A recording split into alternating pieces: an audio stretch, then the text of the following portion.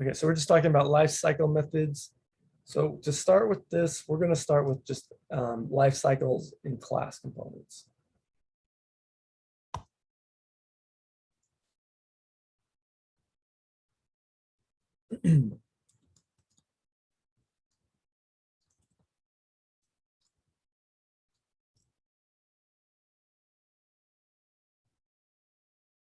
So let's just do our class. It's been a while since we've done a class component, but let's just do it. Cycle class. This extends React.component.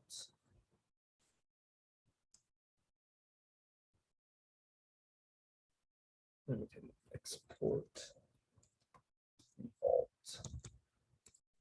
this class.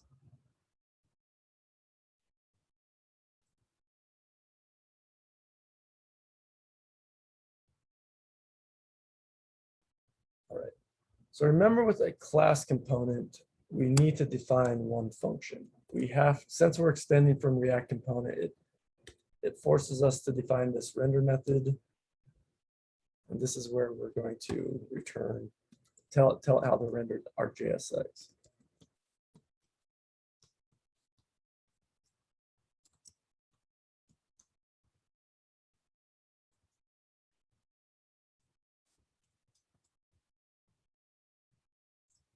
For all of these, I'm also going to do some console.log so we know when our methods are being called. This is going to be nice just to kind of visualize, the image that I posted up in Slack, and kind of visualize to see these methods being called. Okay.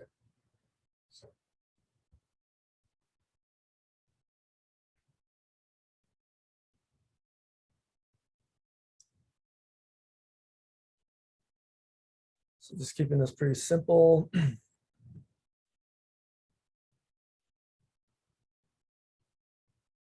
And it's actually, this was unintentional. It's going to be nice to have this toggle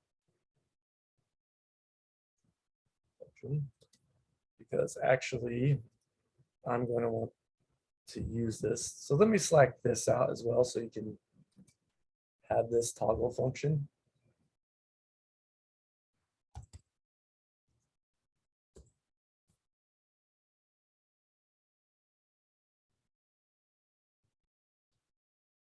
So go ahead, if you create this use toggle.js file, throw that in there, because we'll actually be using this, because this will be helpful in showing some of these lifecycle methods.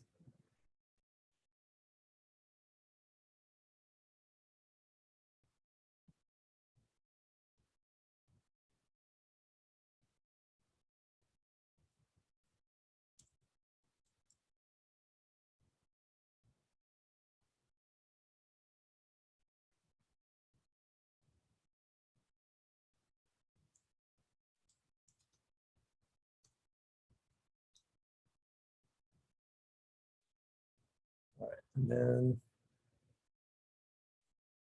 I'm just going to rename. We'll maybe grab another one later, but for now, I'm just going to rename these so they're a little more readable.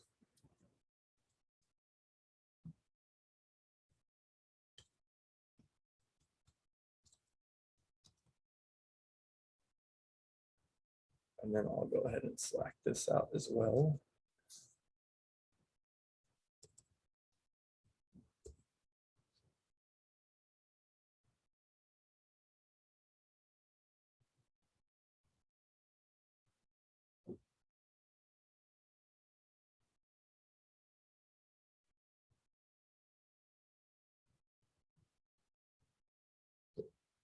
So we have our app class or app component that's going to be rendering this lifecycle class demo page that we're doing. So if we look at this, refresh, I need to start my server.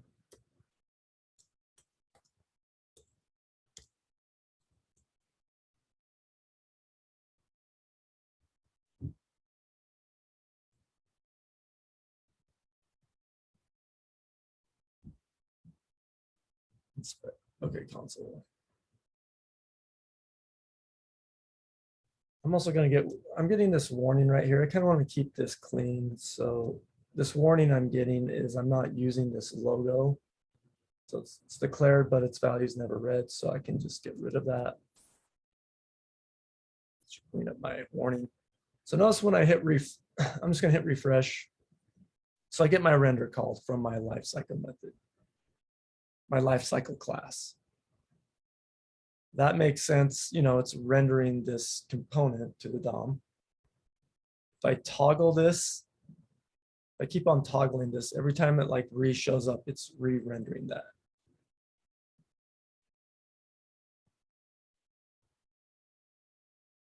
So let's look at a lifecycle method called component did mount.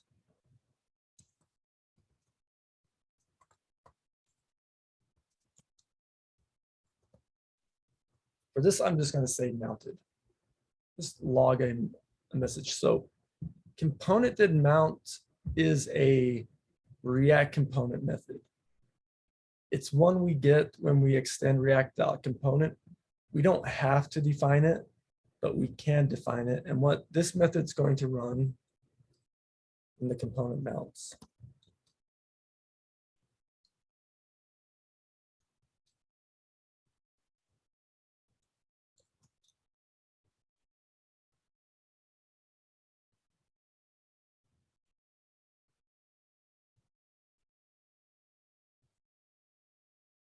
Now if I refresh,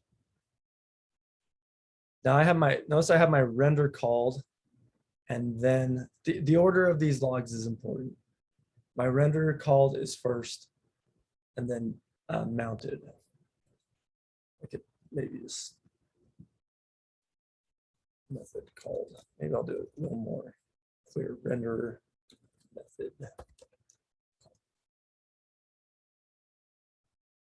See, I'm going to go ahead and clear these. Refresh. See, render method called, then component did mount method called. So we render the component to the DOM, and then this is like a little callback for, you know, if we want to do stuff after. And it's and then so if I toggle this, you know, every time I remount this to the DOM, it's going to call those two methods again in the same order every time. Cool. There is another lifecycle method called component will unmount.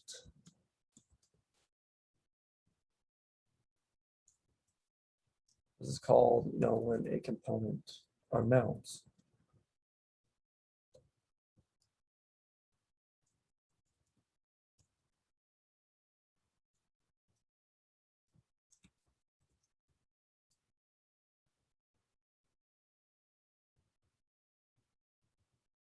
And then here, we can just console.log.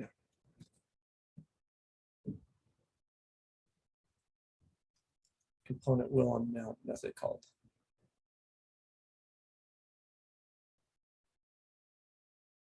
So let's clear this, you know, refresh.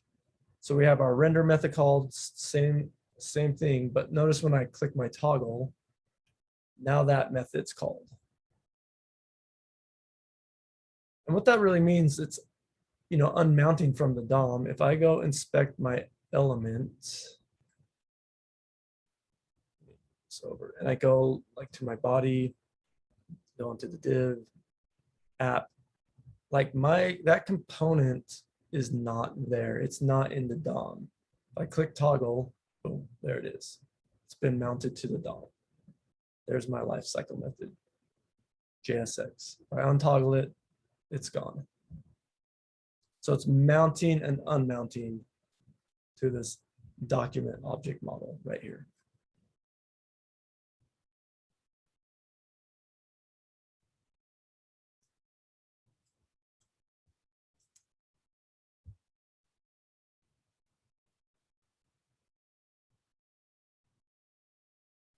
All right, let's do another demo just to really kind of, this should also maybe be a little more in depth about props and this kind of thing. I'm going to come in, I'm going to grab my use state hook.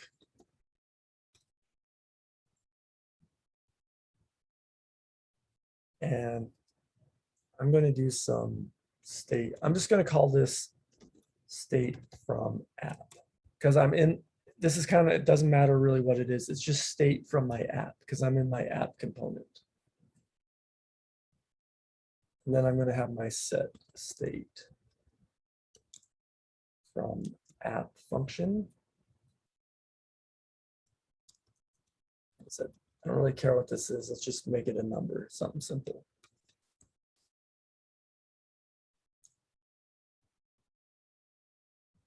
Then on here, I'm going to do in my app class, let's just do a button.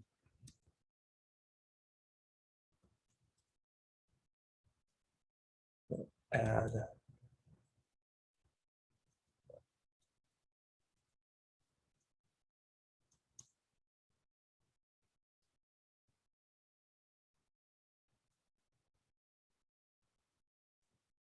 And then I'm going to do, on this button, I'm going to do an on click equals set state from app. I'll do this in a callback. So I'm just going to add one to this. It's going to be a simple counter. Just want to change the state. Or, I could do like I don't really care what it is, math dot random.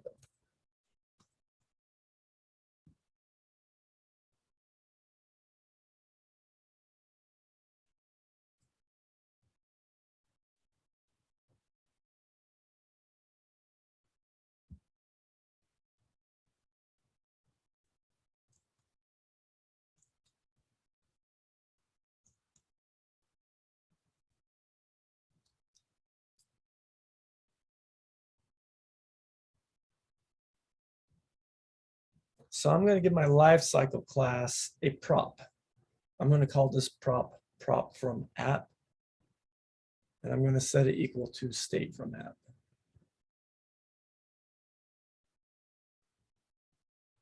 If these names are more confusing, you could just call this count and set count. But my lifecycle method, my lifecycle class now gets this prop from app, which is going to be this state right here.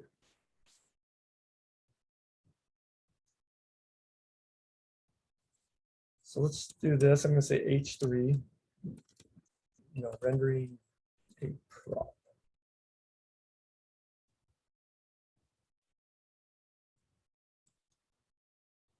Or let's just grab the actual name, rendering prop from app.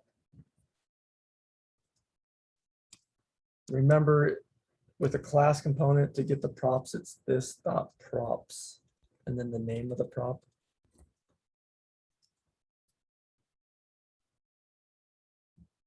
Rendering prop from app. So notice this component does not have any state. It's just getting past the state from app as a prop. But this lifecycle class does not have any state yet. Use state, oh, I imported that use state from the wrong spot. Import state from the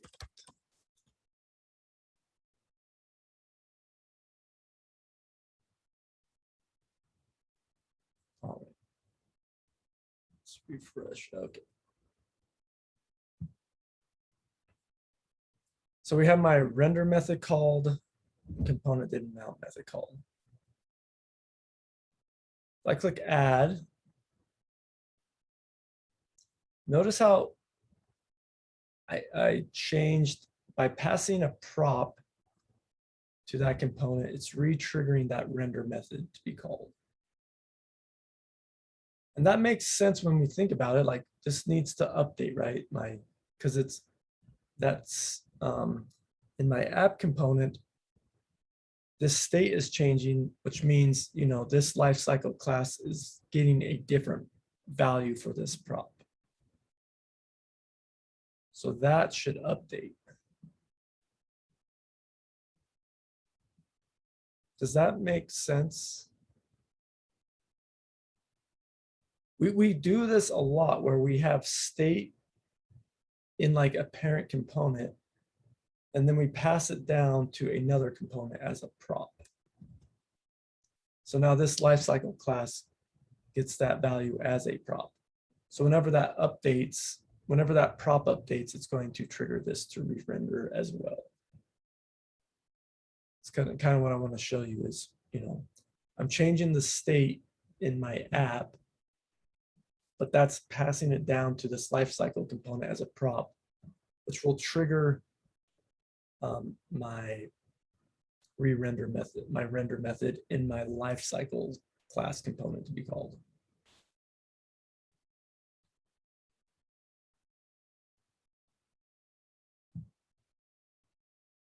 I could also do this like right before, so since this is a functional component, I could do a console.log, app. Just right before I return this, app rendering.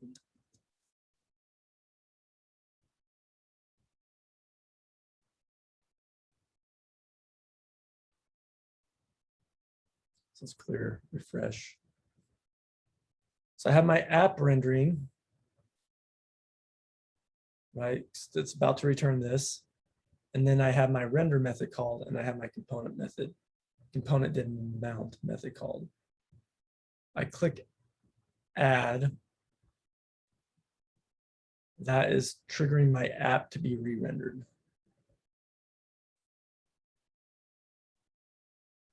Why is my app being re-rendered?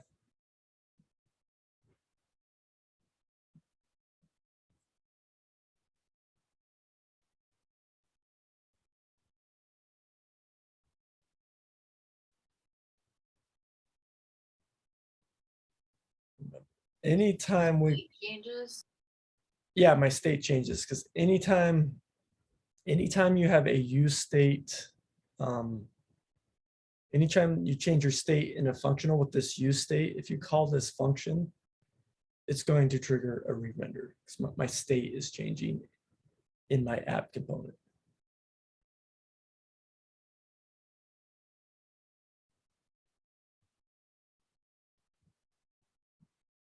Cool. Yes, so let's keep going. Is this clearing things up? We're kind of like really diving into kind of React underneath the hood, how this all is working. Let's come in now and add some state to our class component. So state, let's just give this, some count. Gonna have a counter. Just really want to just trying to keep this simple. So this now has state. So I'm going to do a button here. Click. I'm just going to call this add function that I need to define. So I'll define it right here, add. I'm going to make this an arrow function because this is on an event. So I don't have issues with binding this. So I'm going to do, because this is where I want to set my state. So with the class component, we do this dot set state. Then I can take my count and set it to this dot state dot count plus 1.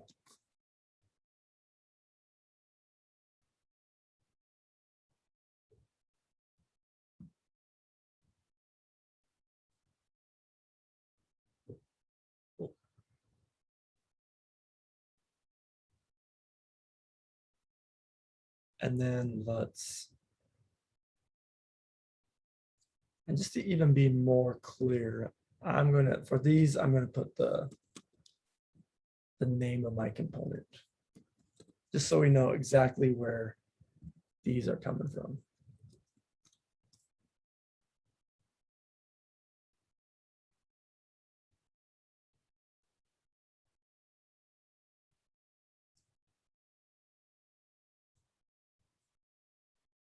can go ahead down here and just show our count. This dot state dot count.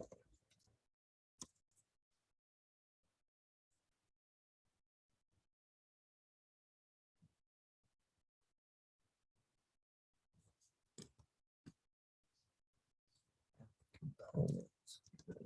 Okay, just trying to make this very clear in my logs. So I have a log app component rendering. My lifecycle class, we created this add method that's just going to set the count. It's just going to take the value of this dot state dot count, add 1. We have a button to handle that. And sorry, this needs to be this dot add.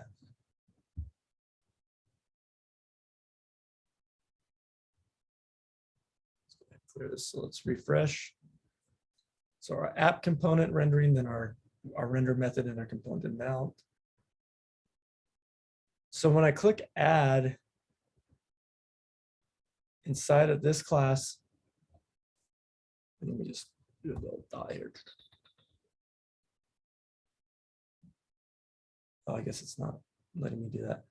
Notice how my app component's not calling re-render. My component did mount's not calling. How can I do this? I just want to put this on a new line so we can actually see this.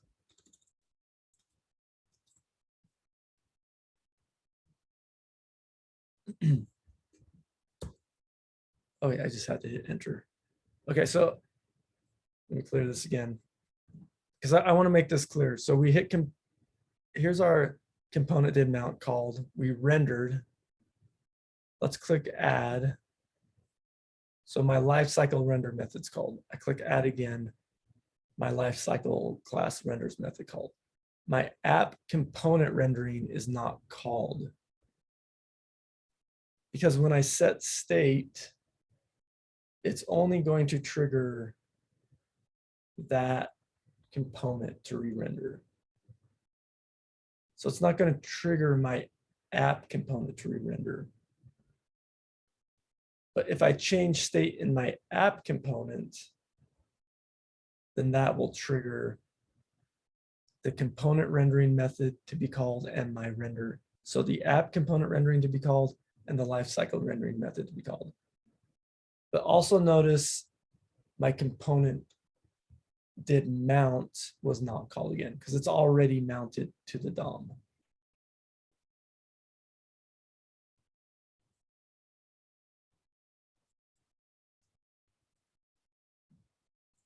Let's do another lifecycle method. State changes. There's a component did update function. I forget the order of this, but I think it's previous state, current state. So it's not the naming of these variables that's important, it's the order. And we'll kind of look at this. So I'm going to do this console.log. We have this component did update. Oh, wait. No, console.log. Pre-state. Wrap this in a bracket. So we can log previous state.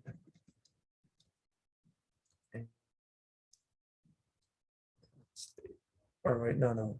I think it's not current state. It's where we can see the previous state and the previous props. I don't know if I have this order right, but let's look at it.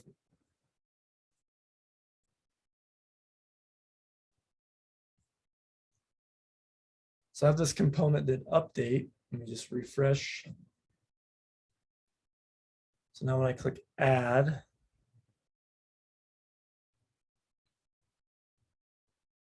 yeah, looks like I got these reversed as far as they still work, but I just got the order reversed. This should really be the previous props is the first thing, and then the previous state is the second thing that we get from this. So just need to change the order so those names match. So click add. So I clicked add. Notice how it says my previous state is count is 0. So it's like, hey, what was, also notice we have this component did update method called. So we click add. This is my component. My render method's called. I'm just going to clear this so it's easier to see the order. So we have our render method called. Then we have our component did update called. Now notice, and I can do this as well. Current state is just going to be this dot state dot props, or this dot state.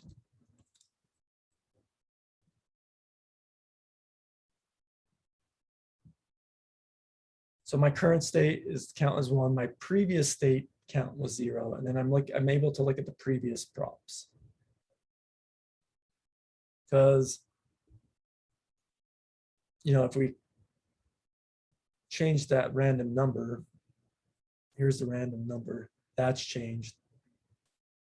So you can click that again. See how it's telling me what was the previous state from the last time and what's the previous props that was given.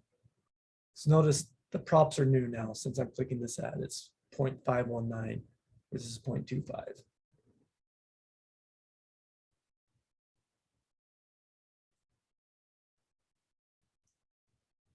So this method, I'm just showing you, this calls when state is changed. And it gives us access to the previous state and the previous props.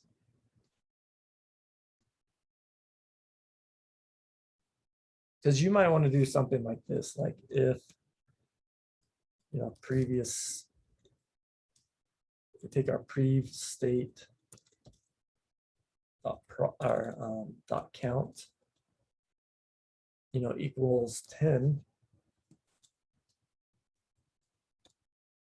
Something like this dot set state to 0. Or wait, this is not the way to do it. I could do count is equal to 0. So this gives me an opportunity, like when the state is changing, to, you know, maybe do something about that. Like if I had a counter, I could check if it's equal to 10. If it is, I could set it back to 0. So now when I click this add button, when it gets up to 10, it resets the state.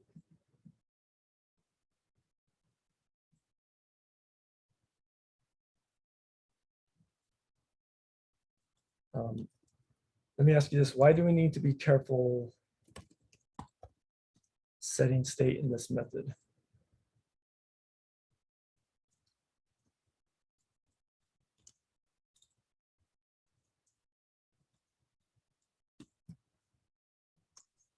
Because it initializes with count 0. That's because initial. I mean, I could set this to anything, right? -10. It's not necessary that it's 0.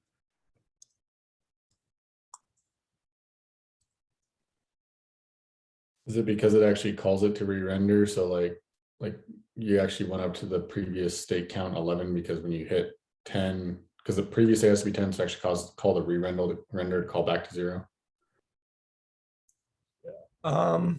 Could you create an infinite loop? Yeah, I mean that's the answer. This might be a little, yeah. This is not creating an infinite loop, but by calling this dot set state in this component did update, you can definitely create an infinite loop. You call the set state, which changes the state, which then calls the set state, which changes the state over and over again. Yeah. Yeah. So it's not to say you like can't set state, but you're going to want to do it like in a conditional, in a way that it's not going to create an infinite loop. Because let's get this up to like 10.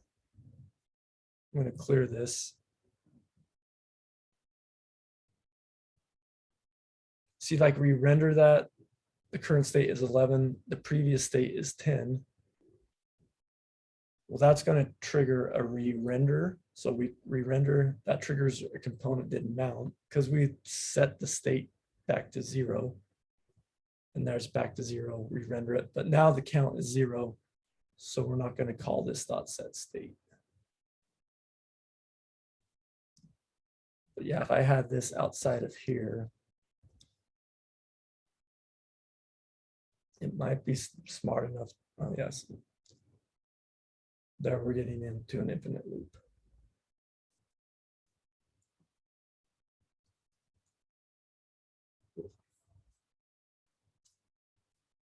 How are the previous state and the previous props like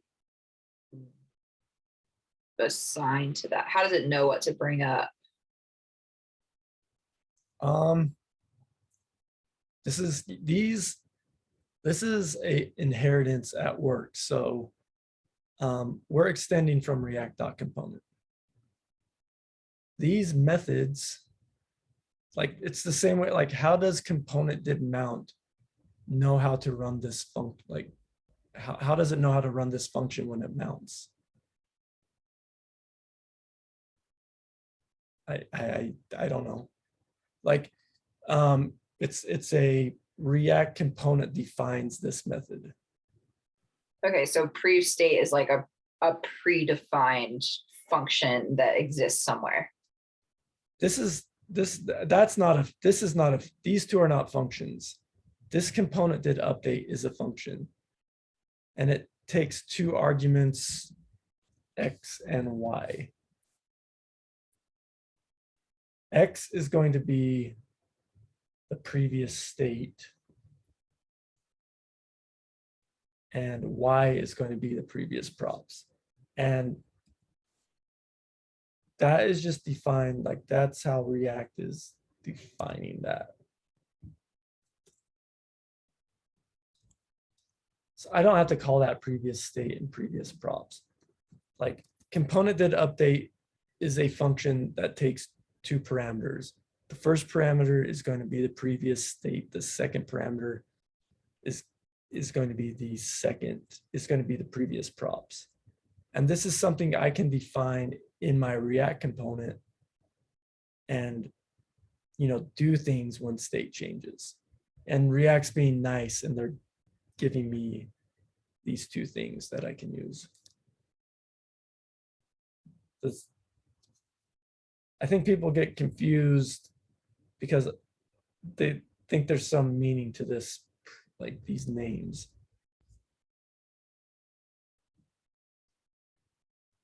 See, that still works if I call those X and Y. But what I'm really doing is the correct terminology is like I'm overriding or like I'm extending this function.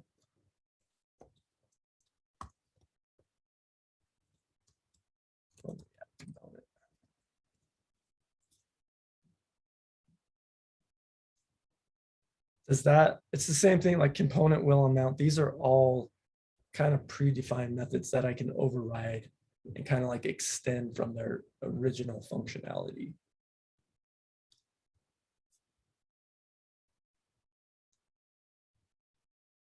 Does that help? Yeah. But yeah, X and Y are horrible names. So I'm going to switch those back. That's why at the start I was like, oh man, I can't remember the order. Like if I call this, if I do it this way, if I do the wrong order, like previous prev state is going to be the previous props. Because I have the order wrong.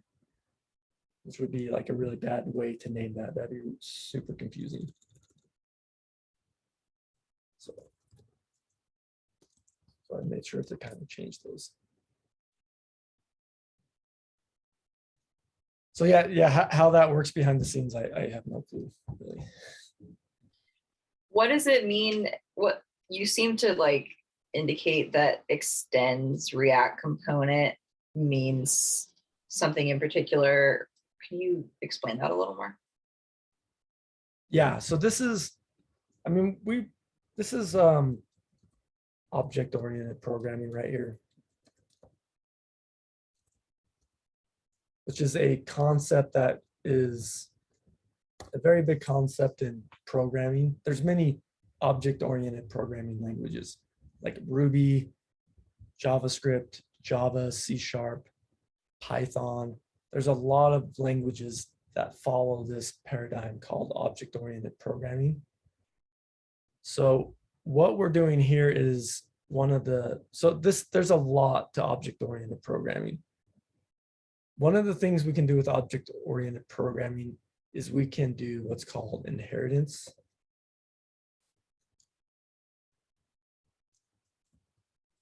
Okay, let's go that word, inheritance. So I'm making a class lifecycle class, and I'm extending from this React.component class. So I'm getting all of this functionality from React.component.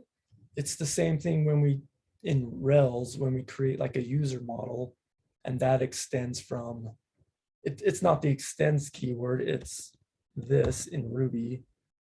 It's that arrow sign, the greater than sign, but that just is inheriting from, you know, whatever Ruby thing.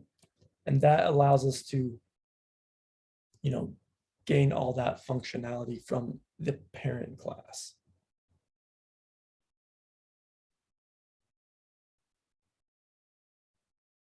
So that's what's going on there in like a very short description.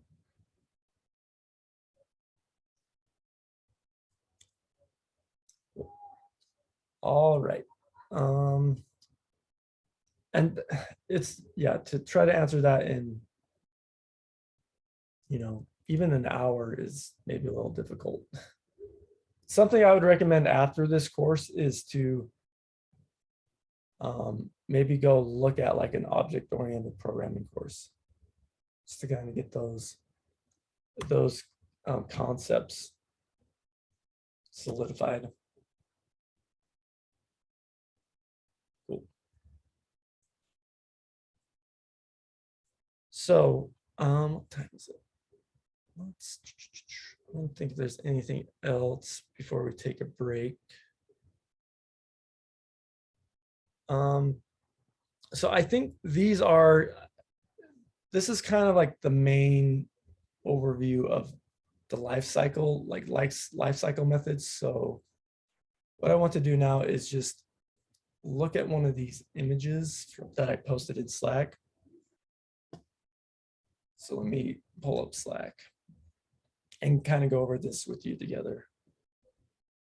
So there's two of them. This one's when we'll talk about hooks, we'll look at this one. But let's look at this first one, which is really with like the class methods. So we can kind of think about it in like these three phases, like mounting, or like these three sections of mounting, updating, and unmounting. So your components going to mount to the DOM. And with a class component, there's also something called a constructor that we could do.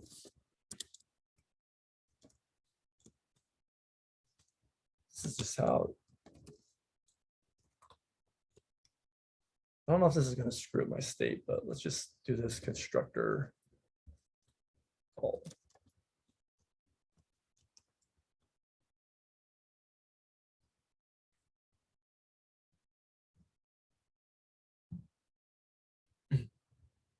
So notice that the constructor is called first, then we render, then we call our component and mount. So that's like the initial mounting phase. With a class component, we have a constructor that's going to be called first. This we can kind of, this is not necessary. We don't have to do that with a class component, but we can.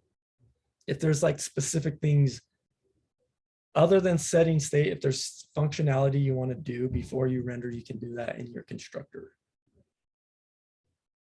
Then the render method's going to be called. And then we React updates DOMs and the refs. So that's like it puts your stuff on your DOM so you can see it on your web page. And then component did mount's called.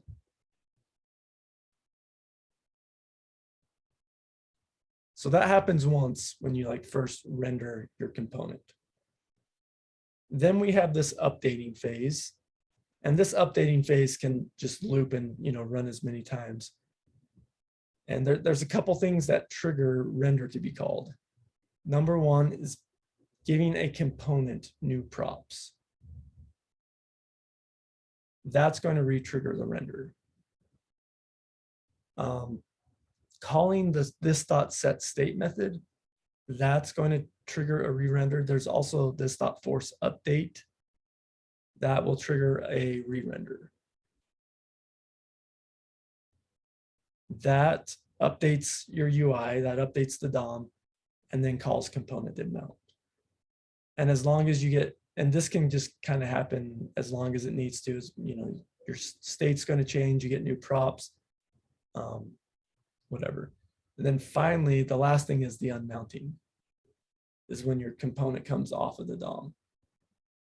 And that just triggers the component will unmount function.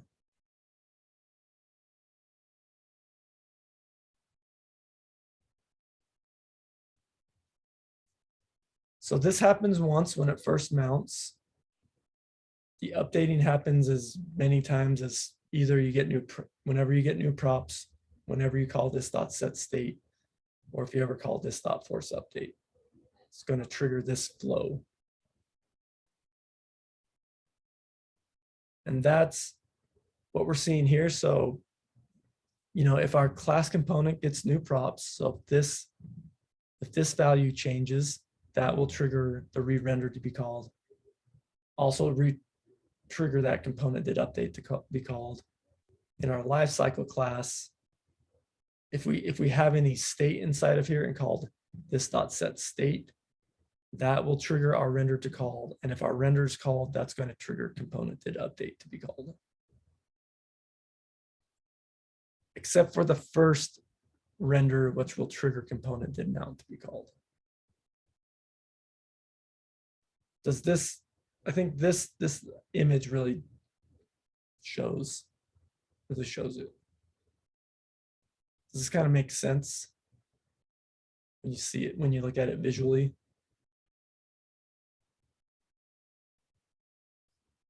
And then with an example like this.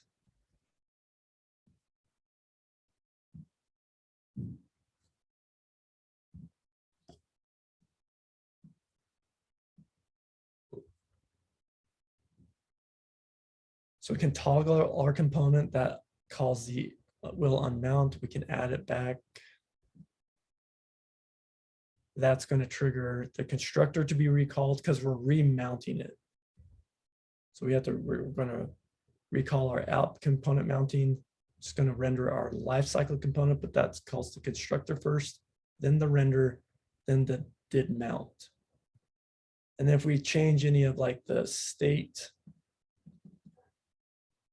that will trigger our component did update, and I'll first go the render method and then the component did update.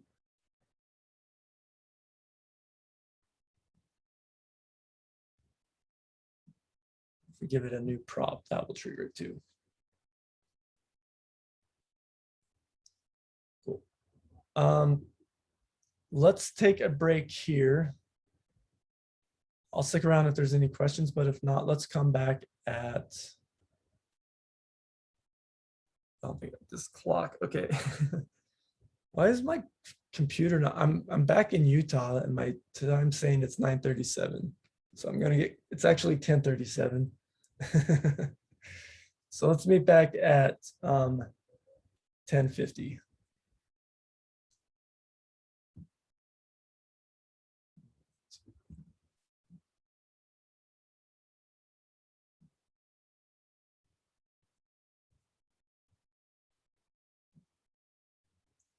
Let me know if you got any questions. I'll be around. And let me create a repo and I'll push this up to GitHub.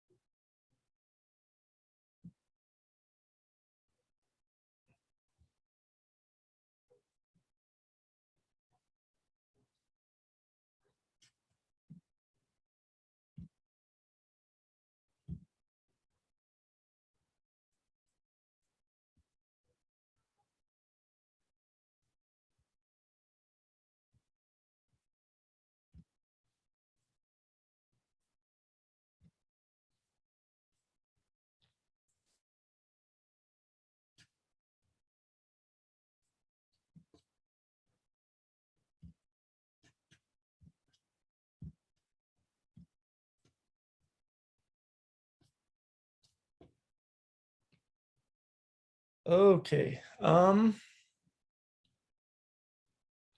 let's go through and let's kind of do a similar example.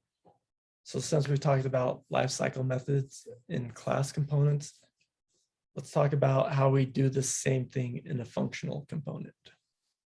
So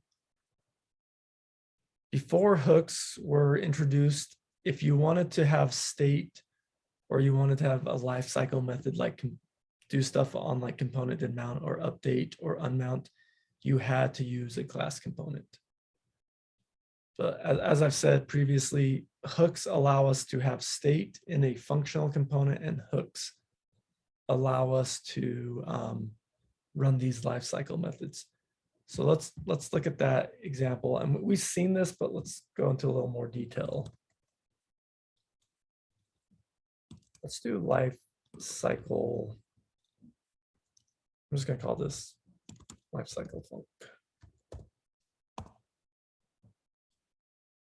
So I'm going to do something similar with this component.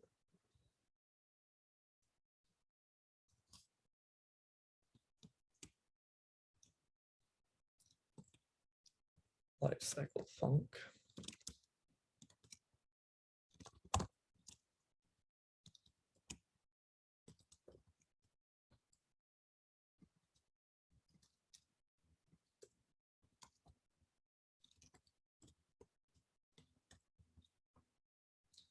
Export default, and then I'll just export this function. And, you know, this function can get props. This component can get props as that argument.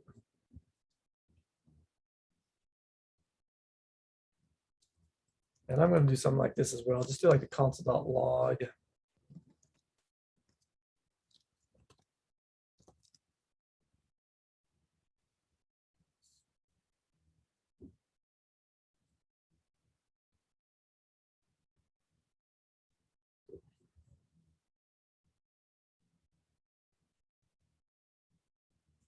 Now in my app.js, just to kind of clean this up, I'm just going to, I just want to comment out this stuff. Just comment out all of this stuff.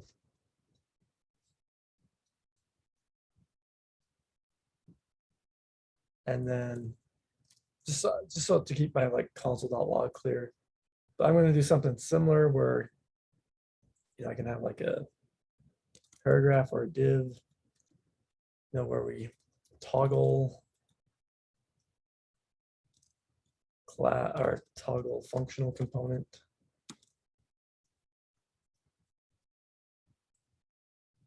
Create some state for that.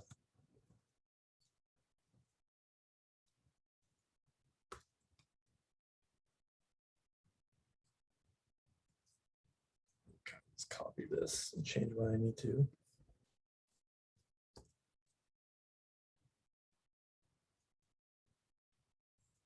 I guess I don't need, I can leave this one there. This add button.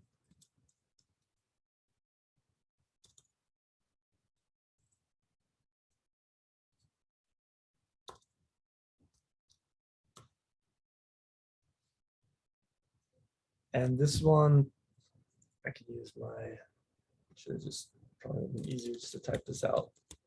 Show func, and this will be my lifecycle func component.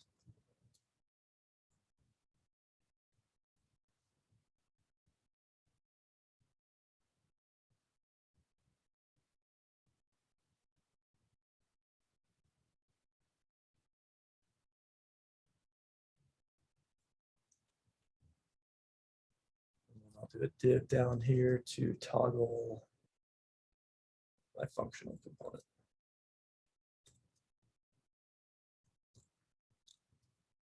Just so we can like mount and unmount it.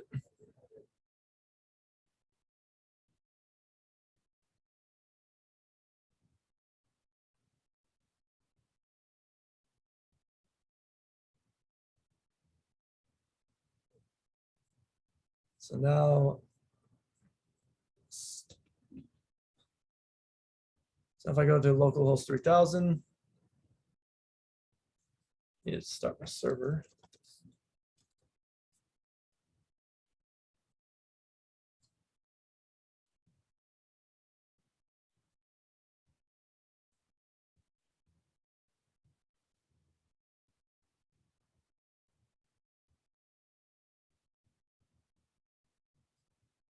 Up to these buttons. Oh, I want to get rid of this paragraph, sorry.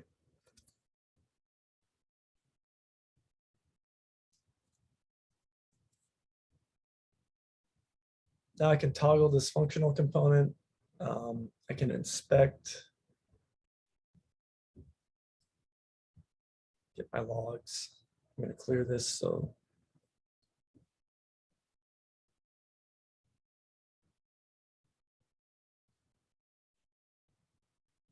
So that's how I get my app component rendering and then my life cycle function rendering. So whenever my functional component rendering, that's going to say that's rendering.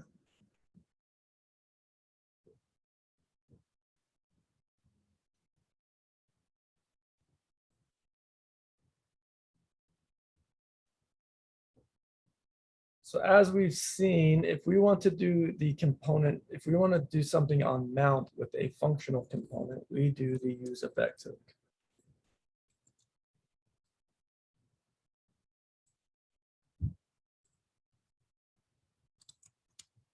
So the use effect hook, we give it a function to call, and we can give it this empty array, and then I'll say console.log lifecycle function mounted.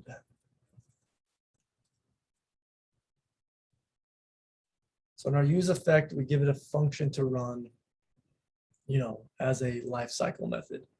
And the empty array says, hey, run this only when the component mounts. And we've used that quite a bit.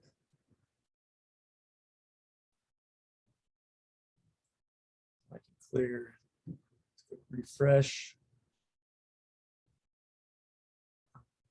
Get rid of these errors. You don't have to do this. I just want to keep my console clean for this. So I'm just going to toggle out everything I'm not using or comment out, so we don't get bombarded with warnings. So we can see these logs. Okay. So we have this log that our app component's rendering. So we render our app component, then we render the life cycle functional component that's rendered, and then the use effect. We're able to call that console.log where we're mounted.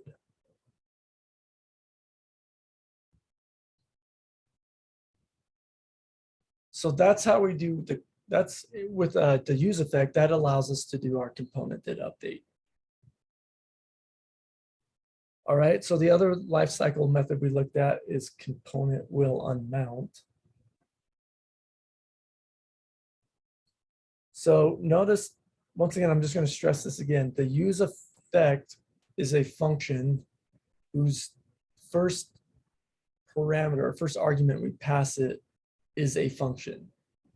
See, there's the function that I'm highlighting. That's the function I'm passing this use effect.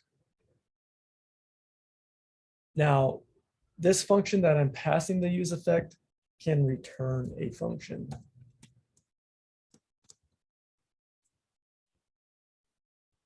Now, functions can return things, right? That's nothing unusual. Function can return numbers, arrays, strings, but functions can also return functions.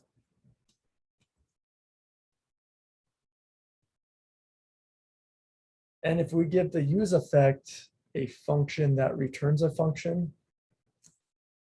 this will be called a component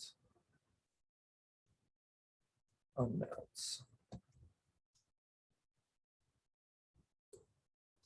So here we can do a console.log. Our lifecycle function is unmounted.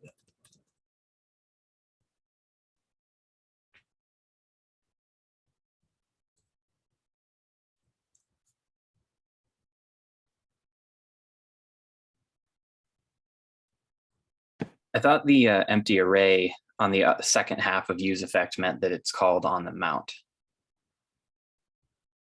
Yeah. But so that means it's only called on the mount. We're gonna see the use effect can get called a whole bunch.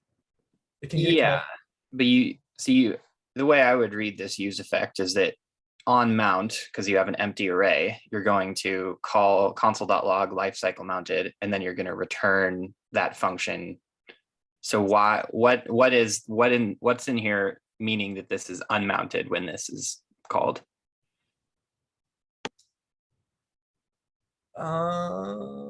will you say that last part again? I mean, you could have it so that it would run a function on mount, right? You would just like return call some function on a mount. So what in this use effect is making it so that it calls that on the like when it's not mounted? Is it that it's returning a function?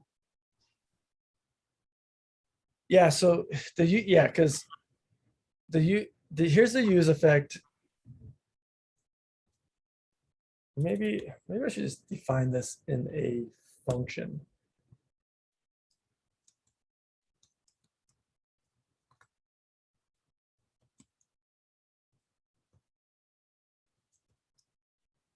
So instead of writing an anonymous function, maybe this would make it, if I can do use effect X empty array.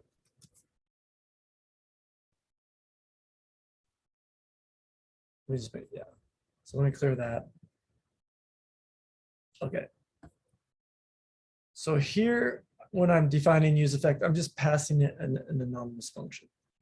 I could also just write a function, store to a variable, and then pass that.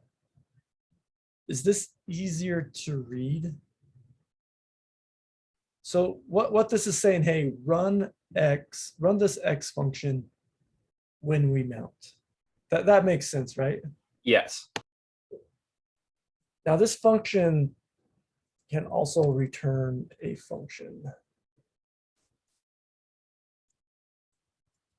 So I could write this like this, return. I could do the anonymous function right here.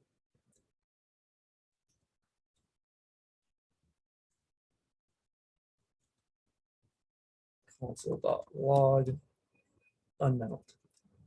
So this X function can return a function. Now this return function, this is not going to be run when it mounts. It's going to run when we unmount. So it's a callback for unmount. Okay, so the way to think about use effect is whatever is taking in the brackets place is when use effect is going to be affected. It's when you're going to use the use effect, whenever that state changes, and then X is, I guess, what's changing. If there's no return, then it's just going to run. But if there's a return, then that's going to run on when it's unmounted. Yeah. Call this function unmount. And we haven't talked about state yet with use effect. We'll get to that. There's nothing to do with state right now in this use effect. There's no state involved with this. It's just run this function when we mount, and run this function when we unmount. And this array is going to make sense in just a minute when we talk more about the did update part. But let me just show you this. So we'll refresh. So we've mounted. I can toggle that. And then we get the unmounted. So that component it's no longer there. We remount it. So we got the mounted called, toggle it, unmounted. And my app component's rendering, because my app component, when I change in this toggle, when I'm using this toggle, that's actually triggering a state change, because this use toggle uses a set state hook. So let's look a little more into this, because let's have some state here. Let's do our count again. Use state. Let's do a const count. Set count equals use state.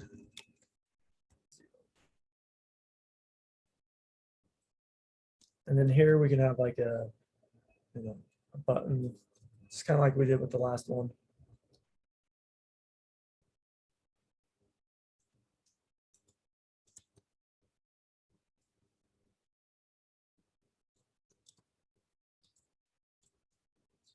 Or we can like set count to be count +1. And since I'm calling that in here, I'm going to wrap that in a function.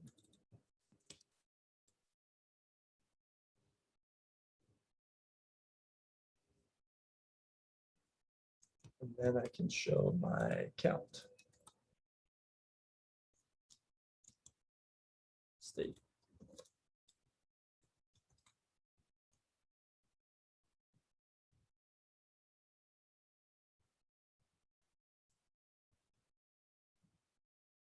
Toggle, I can click add.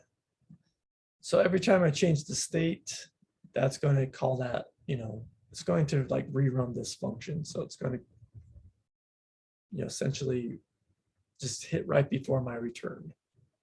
This is really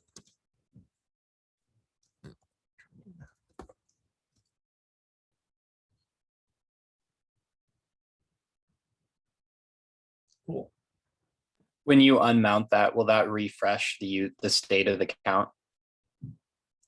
Yeah, because I unmount. So that's unmounting.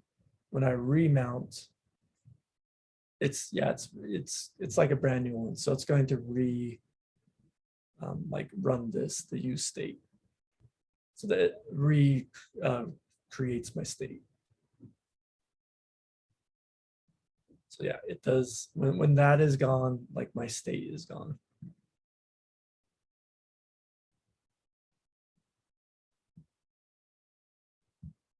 Another example we did with the last one is we were able to pass props. So we have this, maybe we have some state or we have some stuff in our app component that we can pass down as a prop to our component. So we have this prop from app. So likewise, I can grab that.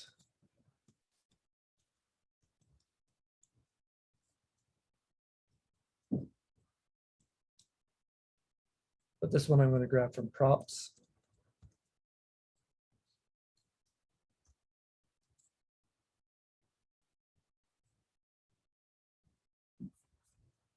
Maybe I shouldn't say add. That should be like change app state.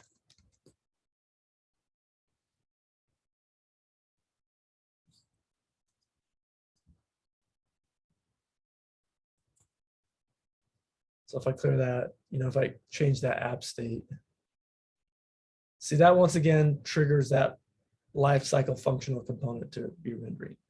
Because, and the rendering, that's good because that's changing the value because I'm creating that new state, passing that down as a prop to this lifecycle functional component. And then it can render that prop. So that's going to re-trigger that to re-render. But that's going to trigger, since the state is living in my app, that's also going to trigger my app component to re-render when I click the change app state. If I just click change my count state, that's only going to trigger my lifecycle functional component to re-render. Because I'm only changing the state in that component.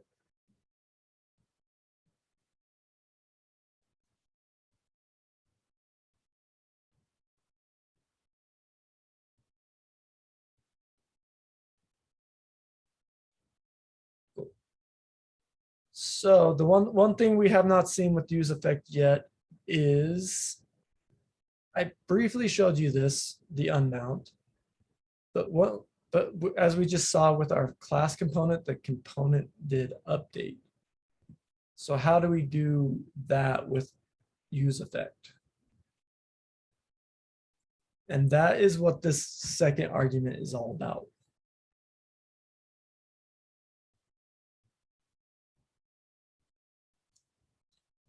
So let's just get rid of this right now. That empty array. And I can just keep calling that X for now. So I get rid of that empty array. Let's look at what happens. I hit refresh. Nothing new there. Change app state. That's good. Can click count. Or actually, let's so that's sorry. Let's do this one more time. I'm going to refresh. So we still get the rendering, you know, the lifecycle function renders, and then we get that mounted called. I can unmount. So that I get my unmount called. So I'm able to do any unmounting stuff I want to. So nothing different there. But when I change my state, that's mounted. Is that unmounting? Let's look at it. Add.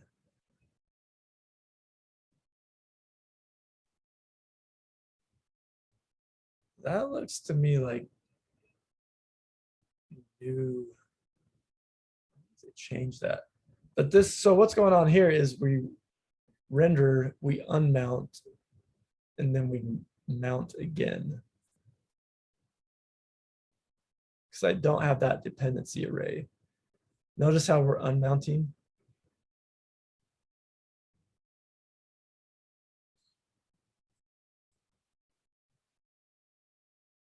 That seems a little, let me try this. I want to try something. I'm just going to not call this X. I don't think this should really change anything, but. So I'm going to get rid of X. I'm just going to throw in that anonymous function in there. That's generally how you're going to see it. Refresh. Yeah, same thing where we unmount and then we mount. I'm going to put that array back there.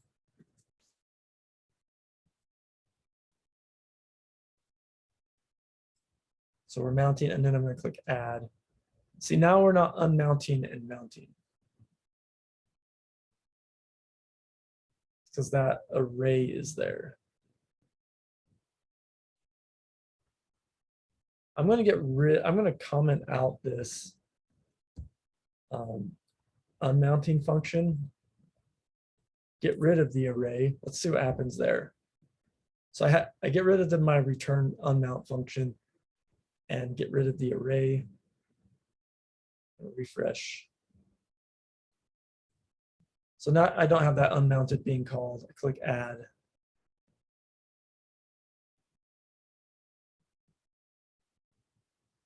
And it's, notice though how it's remounting. When I have the array there, it doesn't remount.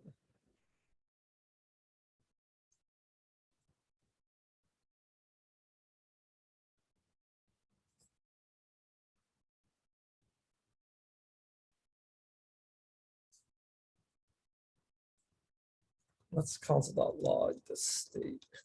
This is actually like, oh, not state, the count.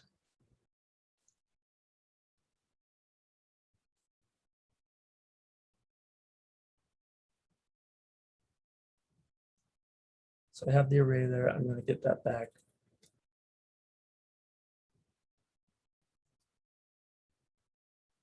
And they have recently changed something. This is normally what you would get here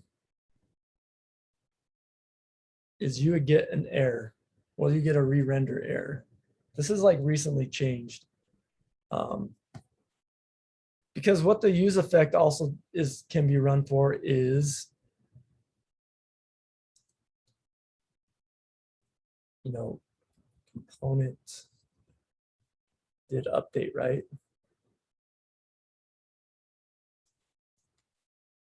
It's really just because I'm logging mounted, it's not really mounting unless I'm triggering the return. Like how I really tell if it's remounted, like if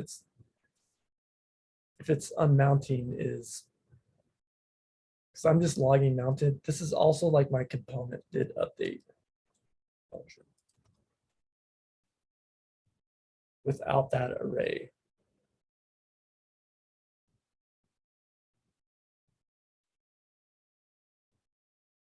if I have the dependency array in here,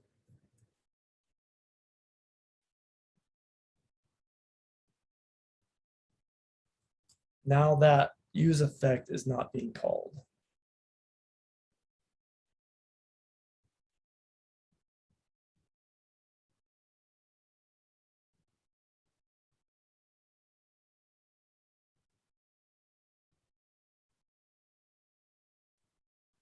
Does that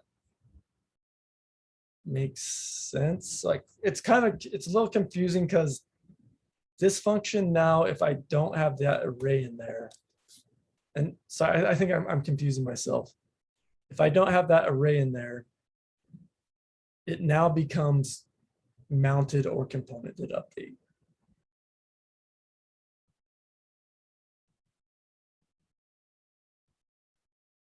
Because now if I don't have that array in there, it's getting called, you know, anytime state changes. So when we do an Axios call, let's do this example with Axios. Just, I think this is the counter is a simple one, so it's not going to break. But if I add Axios to this project,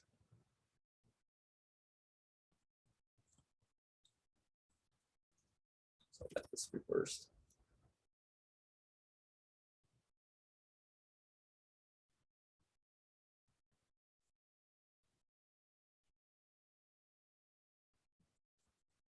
And we have like a get data call.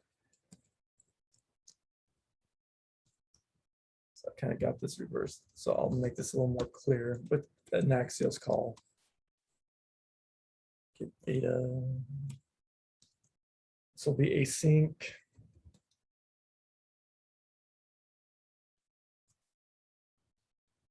I'm going to use this rec res in API call.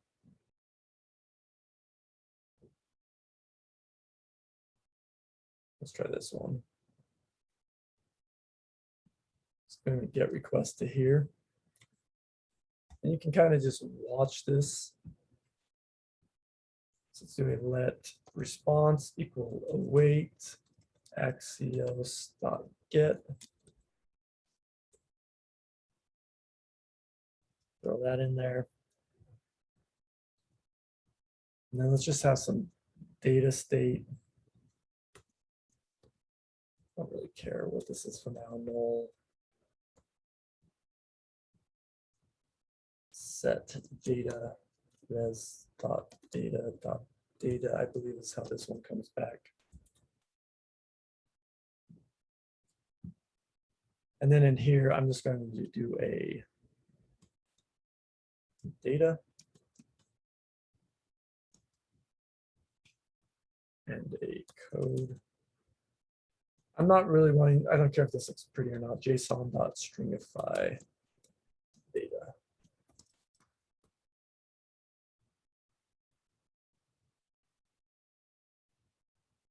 Because here's what we normally do. We have our use effect. We throw in this empty array. So now I say mounted or component did update. So now I have two pieces of state. And I'm doing an Axios call. Let's go back to React. Let's refresh. There's my data. So I do my Axios call and my use effect. You know, we're calling either our mounted or component did update. I'm just going to call this, now that we're getting a little more explicit, I'm just going to call this use effect called.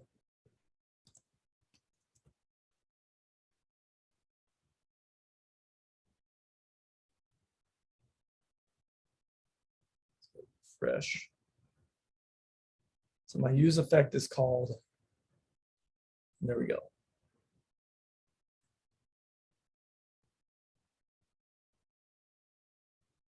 So now we're seeing without this dependency array, this is going to get called when our state changes. So this can, our use effect is now going to be, it's our three methods in one. It's our component did mount, component did update, and component will unmount. I can throw this one back.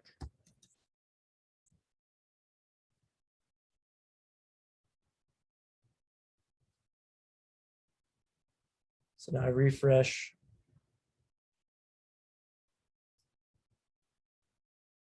Can you see what's happening though now?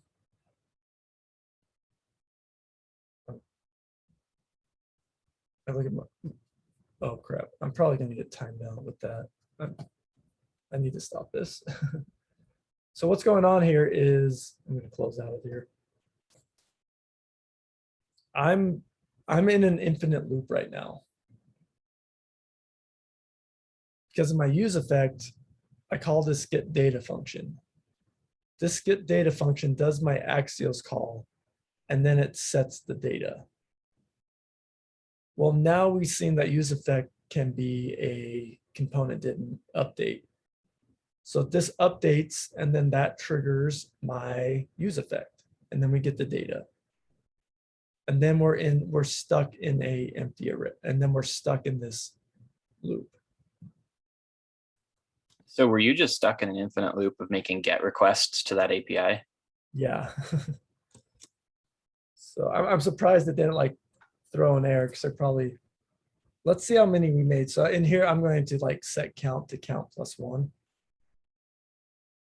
So then we should be able to like, oh, I have another one going off. I'm probably going to get booted from that API.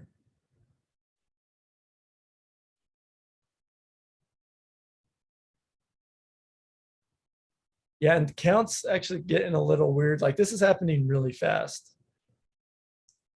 There's also some weird stuff going on here, but see now I'm stuck in this infinite loop, and yeah, this is not good. So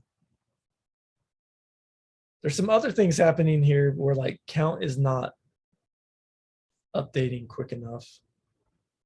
But let's go back to this infinite loop, and how we fix that is we give it the empty array.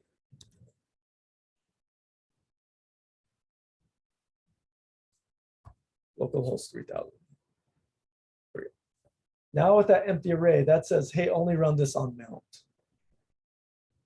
Because we want to, that's what we're going to want to do on our Axios call. We want to get some data, and then, you know, set that data to our response.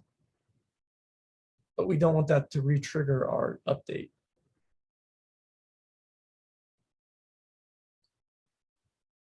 So what if I wanted to do something like I did with my class component, where I have this, where I do want the component did mount, but I also want to have a component did mount. Like, how do I do both? It kind of seems like I can't do both at the same time. Well, you can actually have multiple use effects.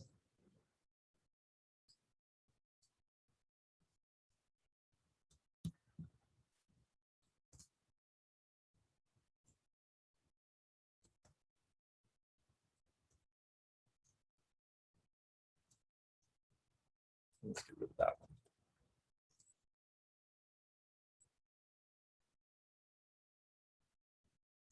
We can inspect. So when we first render, if I refresh, you know, we get the use effect with our empty array called, and we get the use effect with it without it called. But then from here on out, whenever I change the state, it's only the one without the empty array called.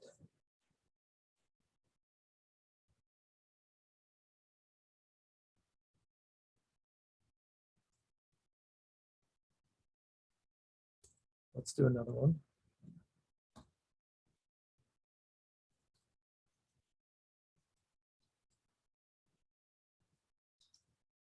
So now let's try doing stuff when count changes.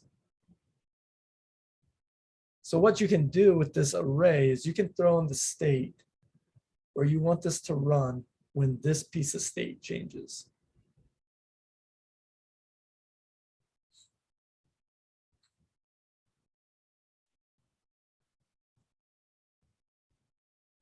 So now I got use effect without. So when you don't have the dependency array, that's going to get called anytime any state changes. And then you say with count, so this is more clear. Now this is only going to change when I click count.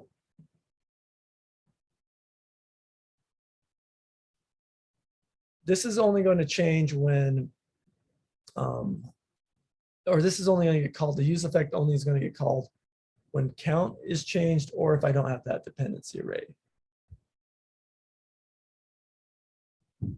And these also, notice how also sorry, I forgot about this, that this return function will get changed, will always run when the state changes. So how you really want to do your component will unmount, unless you want this function to run like after it updates, is you throw your unmount on your use effect that has the empty array. And then that we should only see unmount now when the component actually mounts, because we were seeing some unmount logs.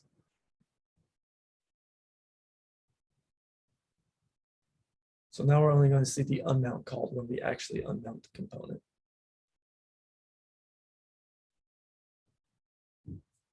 So yeah, now I could have some other state like count2, set count2. So now I can have different pieces of state.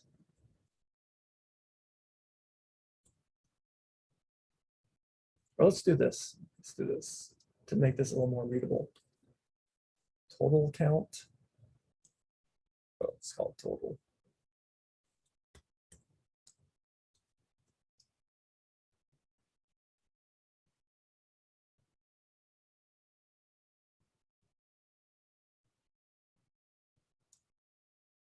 And I'm going to change this to a different function to like, I don't know, let's just make a function add. Because I'm going to want to change a couple different things inside here. Console. Or let's do a const add.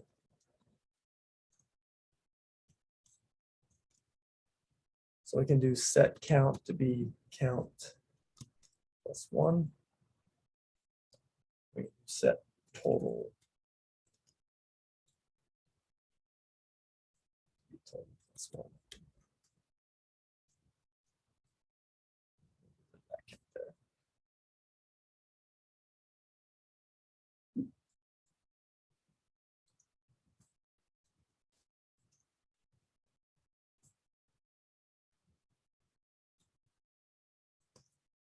So yeah, the use effect, so we can use the use effect multiple times.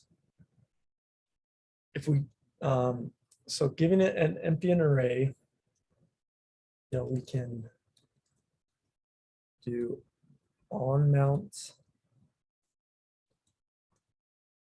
and on unmount.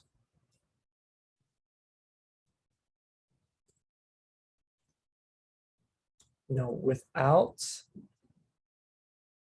array, this will still run on mount.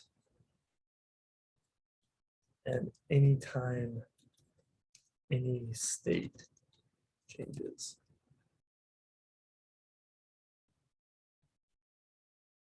Or we can give it an array, with count. This is going to run on mount, but anytime, and then anytime count state changes.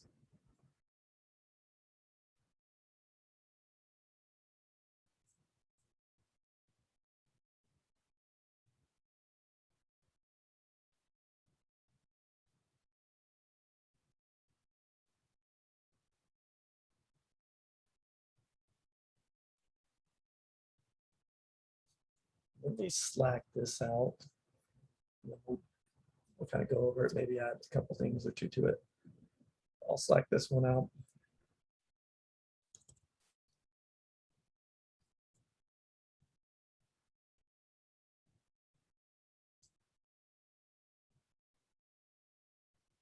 Okay, so we're able to get our data on mount without getting into an infinite loop with the empty dependency array. But then I can come in here, I can change my state. So use effect without,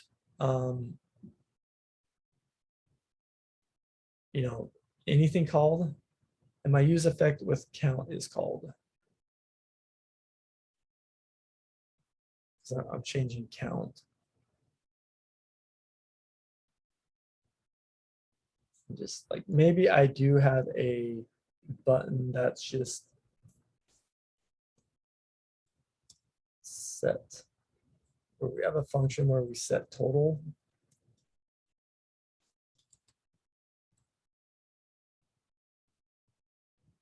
And this is just change total.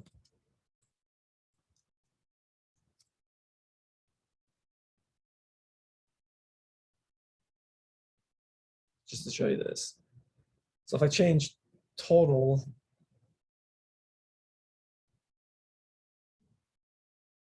I'll click set total. Oh, total plus 1. Let's actually change it.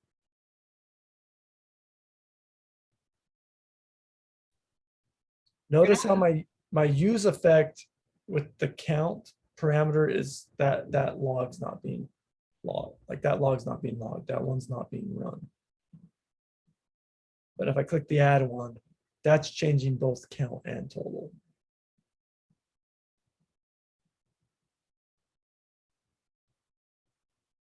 I actually need to say total here.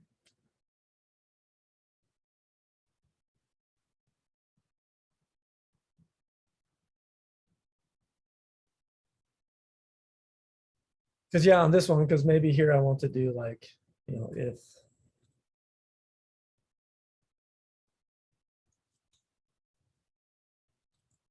count is greater than 10, set count back to 0.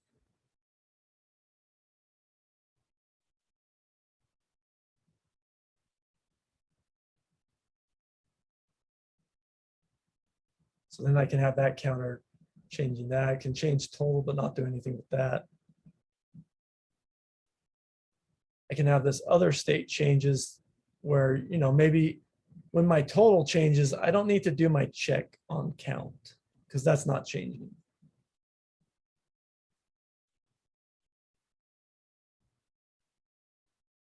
So that is like the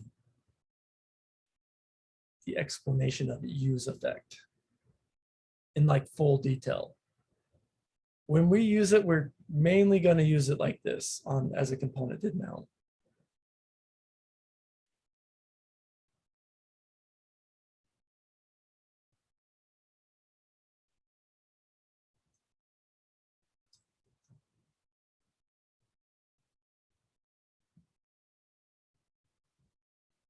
Let's before we take a break, I'm going to come into my app.js.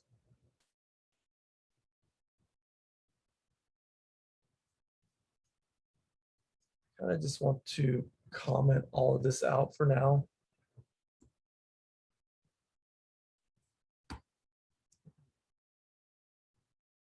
Let's do another custom hook and kind of maybe see a different way we could use the use effect hook by creating our own custom hook where we can see where we get the size of the window. So let's create this. I'm going to call this use window. So whenever we create a hook, it has to start with the use keyword.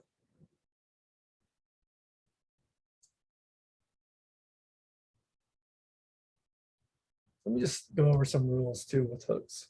Hook rules. Let's start. Name must start with use. Can only use hooks in functional components.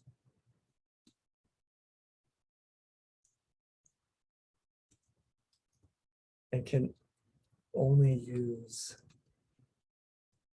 at root level of component.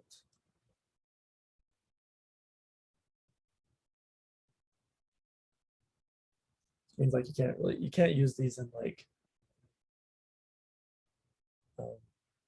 you can't use these in, you can't use a hook inside of a function. You know.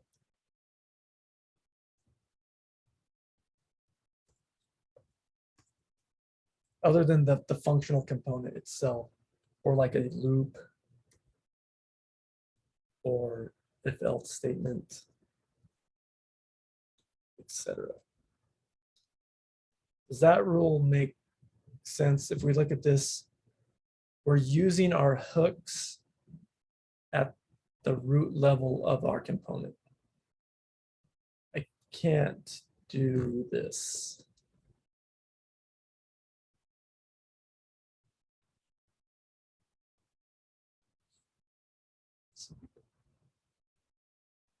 It's not, should probably give me an error there.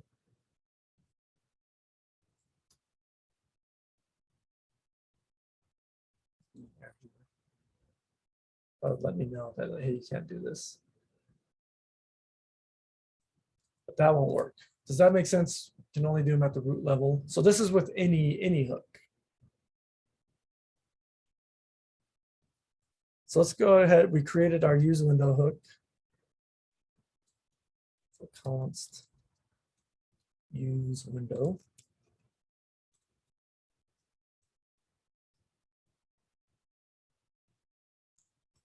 It's going to be a function. Okay. So for this, we are going to want to import use state.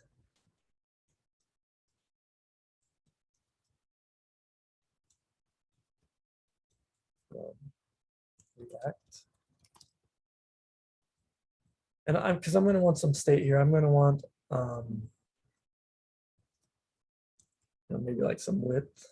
Let's just start with the width for now. And set width.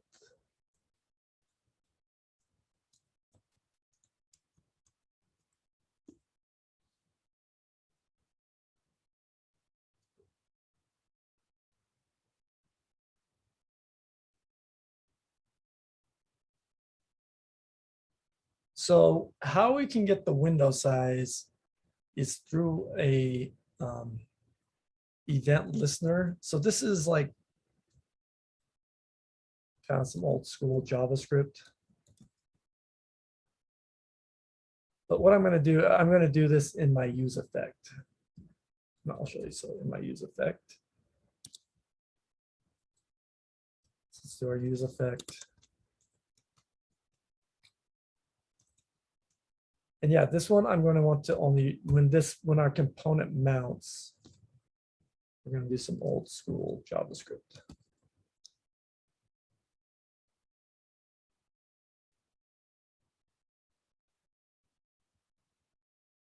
Let's just call this actually window. Let's do window size. And then we'll pull the width off of that set window size.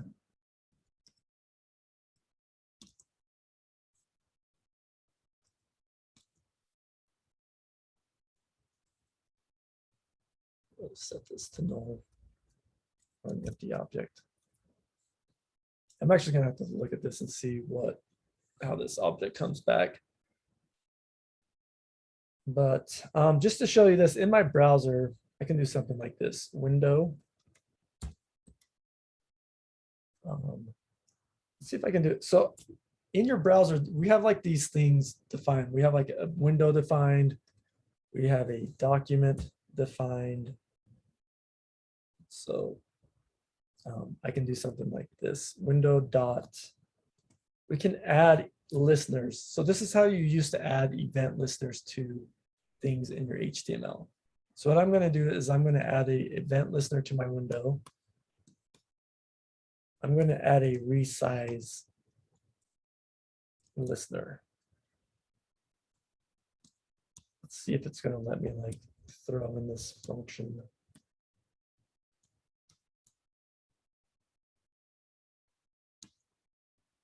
Let's just like console.log.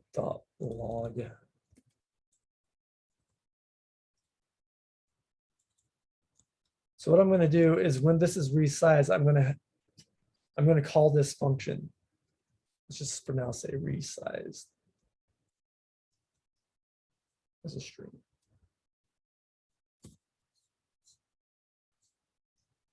Let's see if that worked. See how now I have that listener on my window. If it's resize, call that function.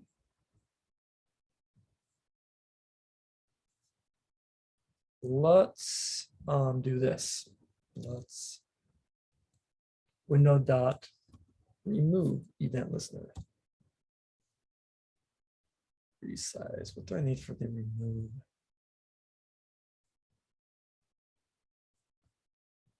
I just need the. Okay, let's give it that same function to remove. I'm going to remove this event listener. I guess I got to tell it. So now I can call that remove event listener. And oh, that's still got called.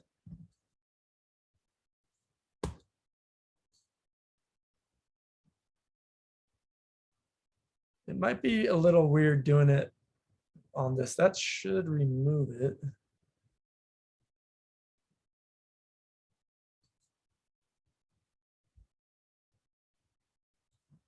Add it. Dot remove it. If I refresh, I think if I refresh that, we'll get rid of it. Let me try that one more time. So let's add it. So there's being called. Why is this not removing it? Then let's remove it. Okay, I'm not sure why that's not removing it. But anyway, let's go back to adding it. So I guess one way I can remove it, not the way we want to do it, is just by refreshing. Let's do this. Let's re-add it. Because something we can pull off of like this window is we can do window.inner width.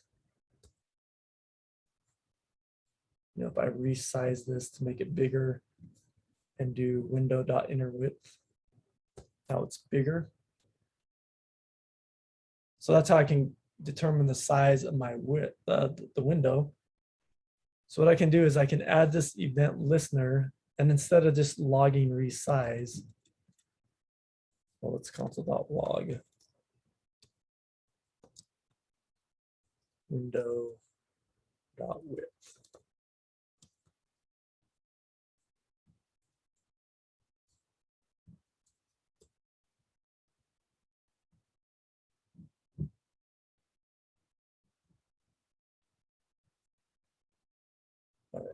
Do you need window.inner width? Oh yes, window.inner width. Sorry, inner width.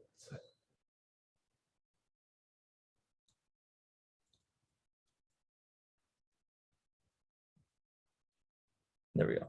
So I resize that, and that will grab my the width of the window.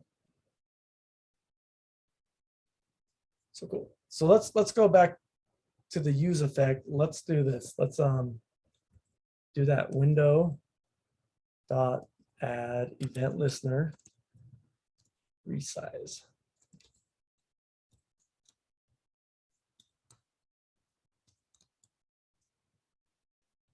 Now what I could do here is you can call this set window size function that I created. And on here, I could give it like a width. And that could be window dot width and a height window dot height. I need to do inner height, sorry. Inner width.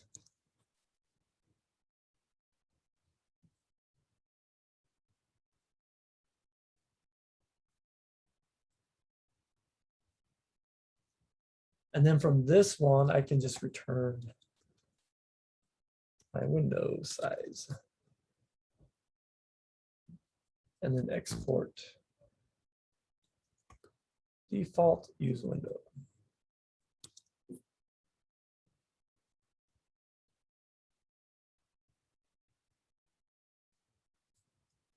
And I'll also just let's just do a console.log resized.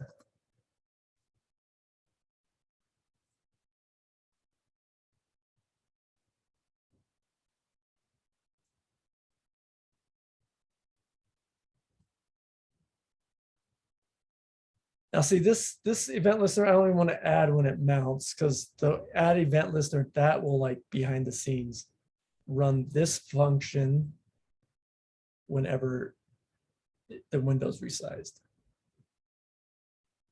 So there's two callback functions going on here. The first callback function is the one we're passing to useEffect to run on mount. Then there's a second callback function that we're passing to this resize event listener to be run whenever the window's resized. And then that should use our state setter to set our window size, and then that's what we're returning is this state.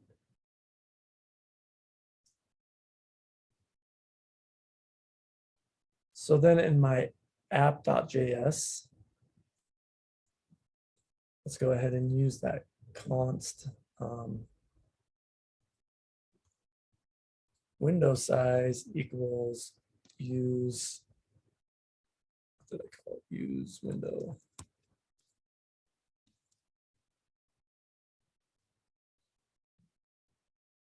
And it's div. My height should be window dot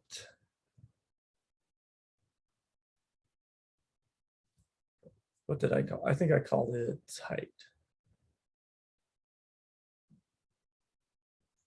I called it white width and height. So window dot height. Do my width. Window dot width. Oh, window size dot width.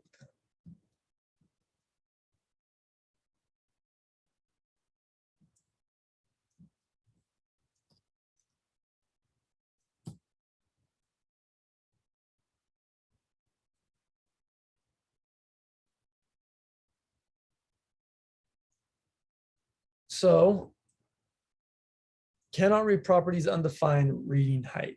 So my window size is undefined. Let's kind of look at this having explored lifecycle methods and use these methods. So remember, why is that null? I thought this was null.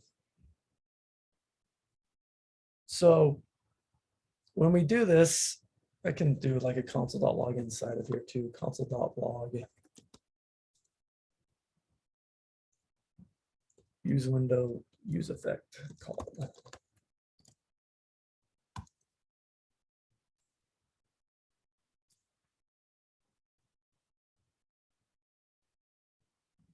I'm going to get rid of this add event listener really quick. That really should not be null. Cannot read properties undefined reading height. Let's refresh. So say my window size is undefined.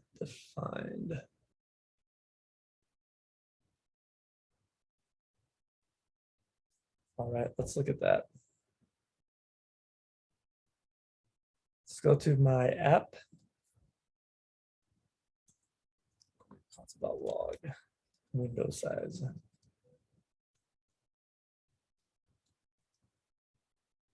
And that's essentially just gonna say it's null. Let's just check. Yeah, window size is undefined.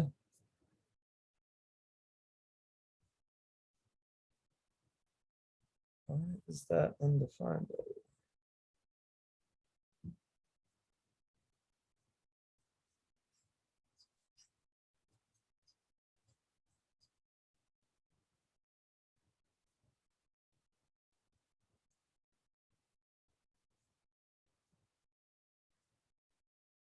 Let me try one other thing. This is happening really quickly. So I'm gonna go back to my app. And I'm just gonna do my width for now. I don't think I need to do this, but let's do a window size and dot width. Yeah, cool. So there's my width. It's not breaking anymore, but it's obviously not working. So I'm going to go back to my use window. Let's just hard code a width value in here.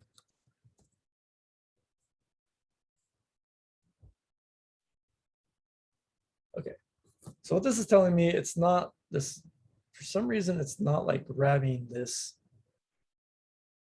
window size. Doesn't seem to be returning this. Because god damn it, okay. I destructured this wrong. I used square brackets. That's what I did wrong. Because I shouldn't have to do this. Because I had that defined as an empty array. There we go. Okay, so now width is defined.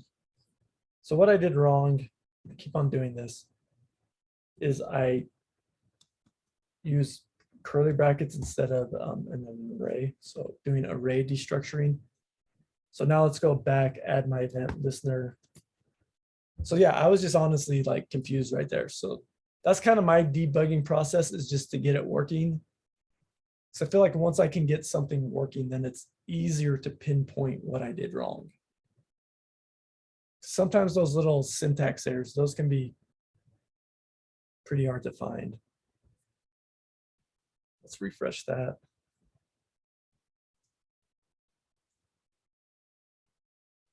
All right, so now if I resize, so it's kind of working, but I have to like resize to get it.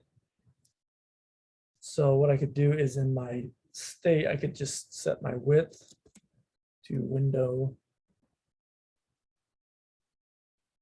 So when I initially load, I could just do window dot inner width, and my height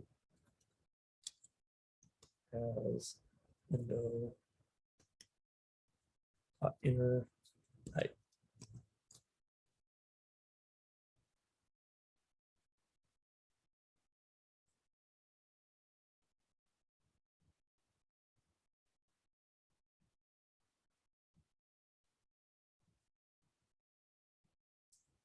So now when I resize, it gives me that the new width. And likewise, I could do the same thing for my height.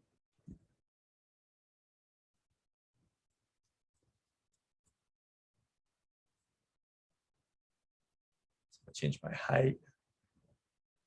I have to change it here. Sometimes the inspect element can mess up your height.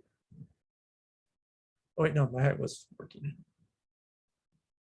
Where was it? Yeah, the height's a little weird because with the inspect, I have to like resize it from here.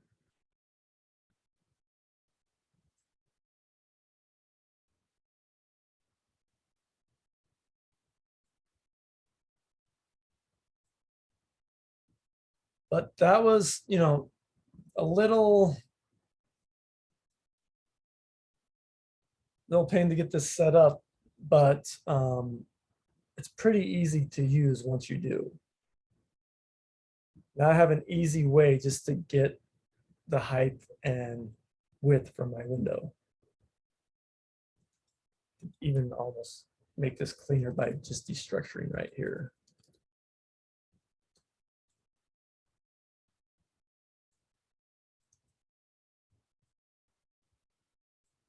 window size is not defined. Let's get rid of that right there. There we go.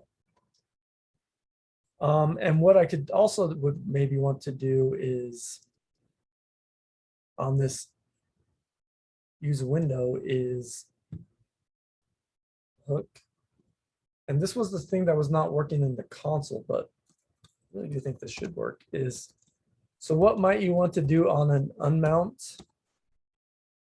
Well, on an unmount, you might want to remove that event listener. So maybe if I do it this way, I'm going to make this as a variable. Change window size. So this is no longer a anonymous function. I'm going to store this, all of this stuff to a variable. So there's a reference to it.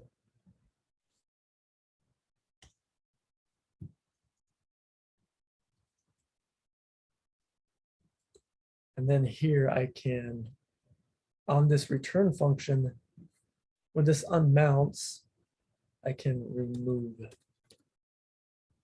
the event listener.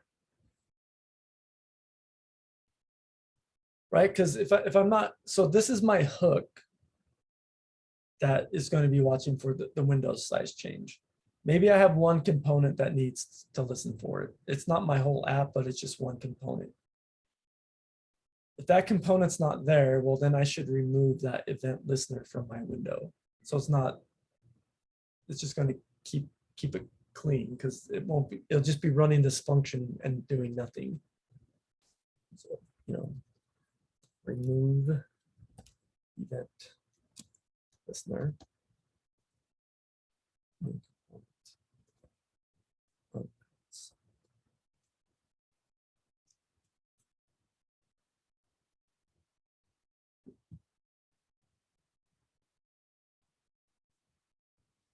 So instead of doing this in my app, so I'm going to get rid of this use window. Let's just really quickly do a, you know, size.js.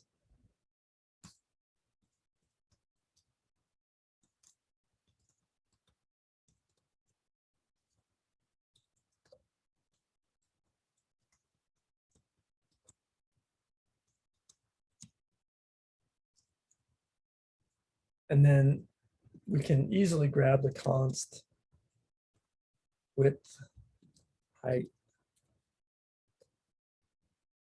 from our use window hook.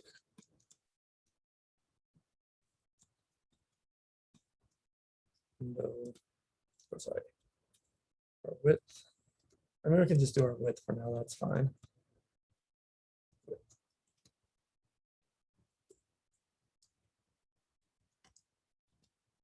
Default size. So I might have a component somewhere in my app where I want to use this, where I want to grab the width and height of my window. And with the hook, you know, I can write that function once and then in an easy way reuse that.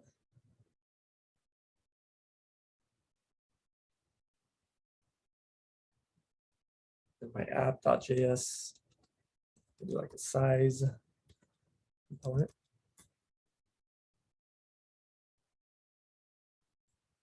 So that's got my width, changes.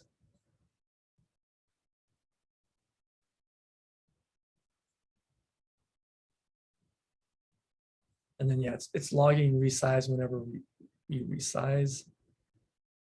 I believe, clear that. There's my resize being called.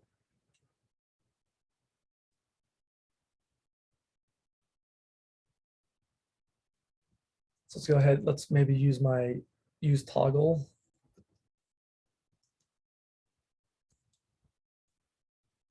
I'm just going to be lazy and use one of these ones I've already done. Let's copy and paste this.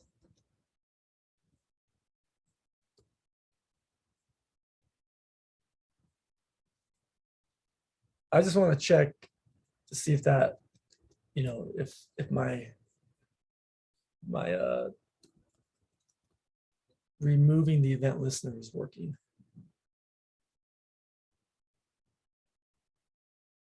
Because yeah, I can resize it because my size component's there, but if it unmounts, let's clear. Damn it, that's still being called. But so that to me is kind of a bug. Does that make sense why I say that's a bug? Because I have this size component, like when this size component's here, that wants the size. So when we're resizing, I want this resize to be called. Like I want that event listener to be listening.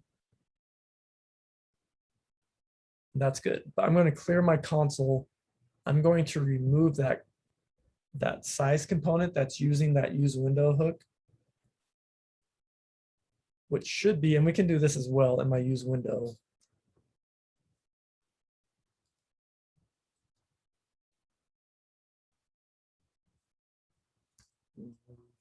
Listener.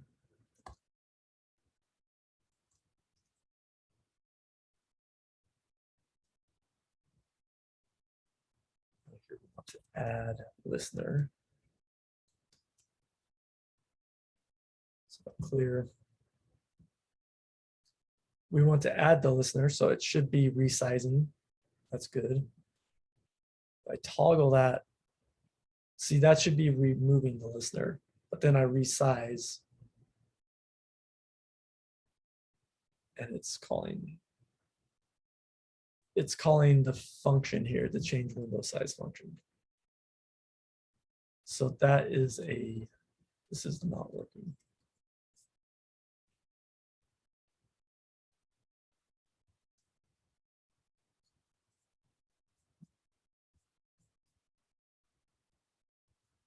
I'll look at this. You can take a break if you want. Let's come back at, that was kind of longer than I wanted to go with that, but let's come back at 12:15. Let's see. I'm going to see if I can figure out how to remove that.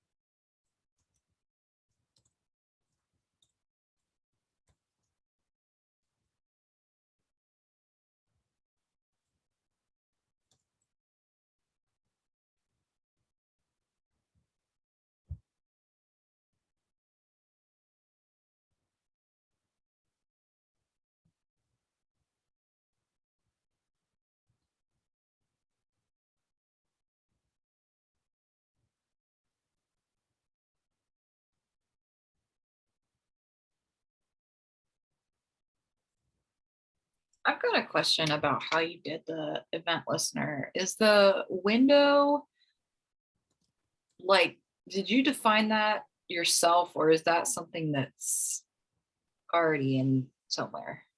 Yeah, that's like the browser is defining that. That's like that's just something that's like defined in JavaScript.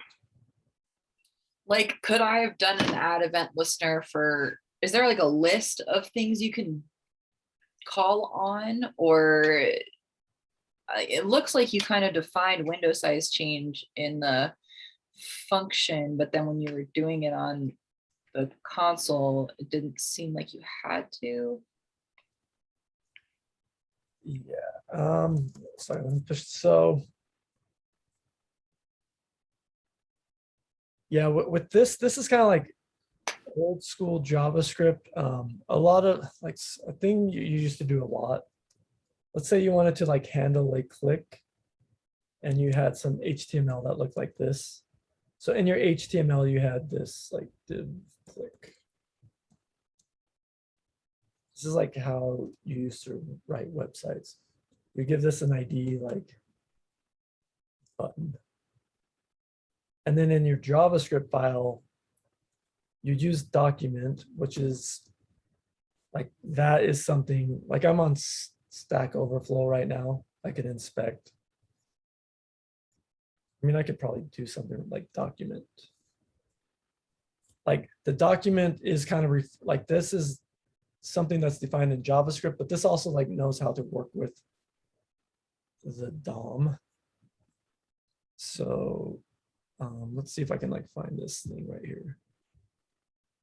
So this is like this div right here has like an ID of question header.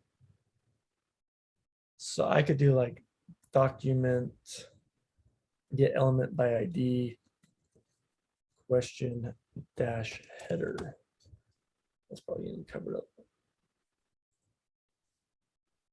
So I could grab that question header, like go in, see if I remember how to change HTML. And I can go in, so I can document.get element by ID, question header. I can change the HTML. I could do this like on that div, I could add a event listener. So like click, you know, when this is clicked, go ahead and like alert clicked. So that's like how, you know, before like React, I'm missing something. That's like how we would like write JavaScript and like how we interact with the DOM.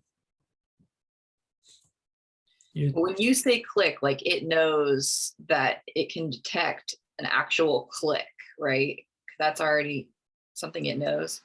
Yeah, there's like you know, DOM event listeners list. Okay, that's sort of what I was getting at. Yeah, so like the resize is a specific event, like the click. You know, React gives, because React just gives us a better way to write this, because you know, like our app, or in, you know, here we have like a on click. Really probably behind the scenes, like that's just probably going to work the exact same as like, you know, an event listener click on that element. So I'm pretty sure like React behind the scenes is like compiling down to code that looks like, I mean, not exactly, but you know, stuff that looks like this, where it's adding event listeners. It's using this like default HTML JavaScript functionality. So yeah, it's generally like all the event listeners you have on like old DOM events are going to be available to you on React. But yeah, I can't just go like, that has to be click. It can't, like, if I do like click yo, it's not going to know what that is. These are specific words. On I think on hover, I don't know how to spell it.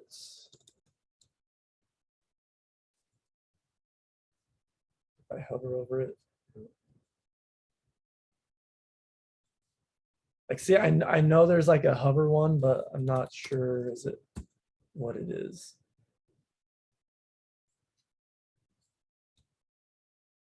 Oh yeah, it's probably mouse over. Yeah, I think that's what I was gonna say. I think I saw that somewhere. I don't even know how this mouse is it like these have to be spelled right. There we go. It's mouse over. Okay, that's what I was, that clarifies. Those are preset options. Cool. Yeah.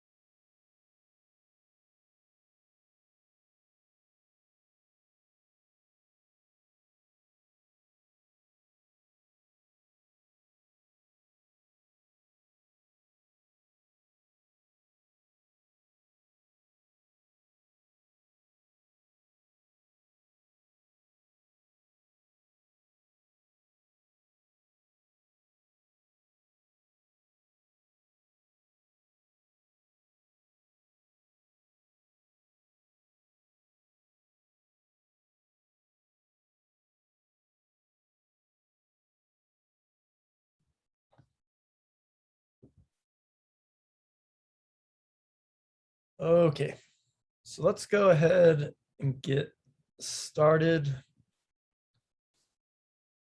So I found out the bug. I don't really understand it, but it's working. what I need to do is for this add event listener, I need to add this third argument as true, because if not, it defaults to false. I was trying to read what it's doing, but I don't know. I need to spend more time. So kind of looking into this, because this is what the third argument is. So where I'm just at the documentation for this add event listener function. And so then I can kind of look at the syntax for it and see what this is. So this is an optional Boolean, but I just found that answer on Stack Overflow. So that sometimes happens. Maybe want to, if this was something I used a lot, I would want to go in and like maybe understand what's going on here, but I think I'm okay with this for now. I have learned a little bit about like this, but I'm still not specifically certain why this is making it work. But if I go to localhost 3000, because this is what I want to have happen, or else, sorry, yarn start.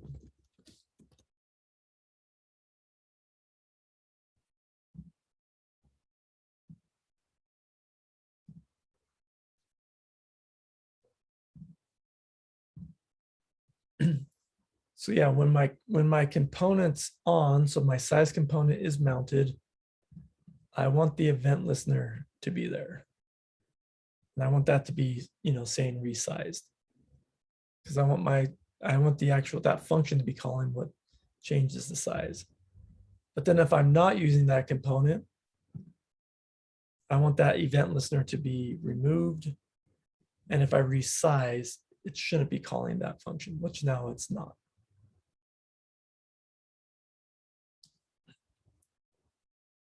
I want to go over one more thing before we move on.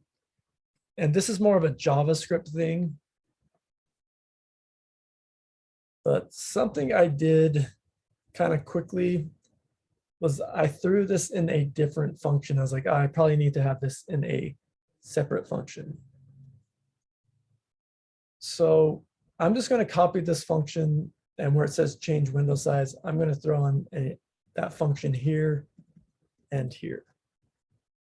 So I just copied that code of what was inside of here, and I'm going to try this again. So I mount that component.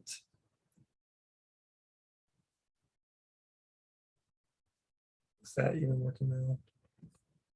Oh, I got rid of my log. Sorry. I'm going to put that log back.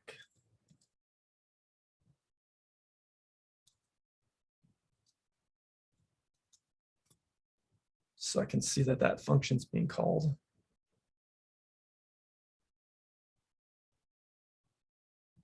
Let's refresh. Okay, so that resize being called. So now when I unmount it, let's toggle it. Let's clear the console. It's been removed. So now it's calling resized again.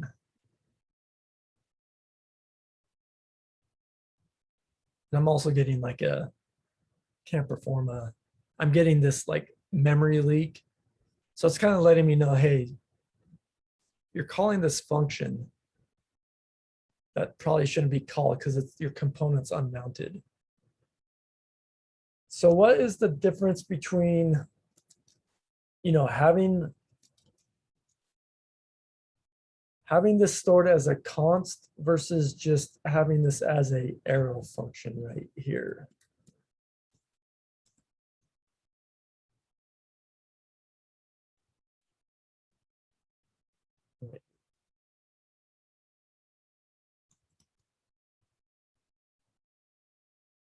Because this doesn't work. Even if I have the right code in there, the exact same code, this is not going to work. But if I have this in, this is going to work.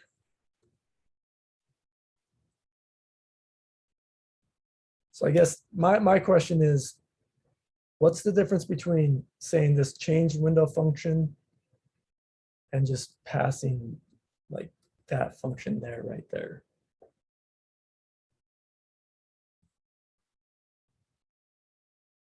Any ideas?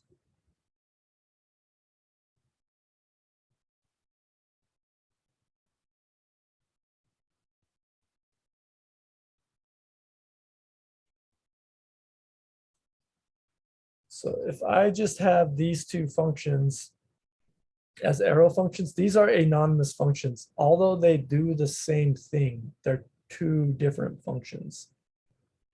They're two separate anonymous functions, you know, as far as JavaScript concerned. JavaScript doesn't know that they're doing the exact same thing. If I store that to a variable, then these functions are, it's the same thing. Equality in coding is,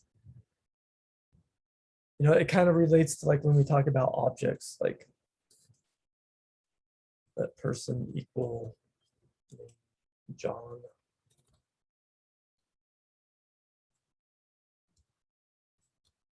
Person one and person two. Are person one and person two equal? Well, kind of depends on what you mean by equal. Like they have the same values, but they're two different variables.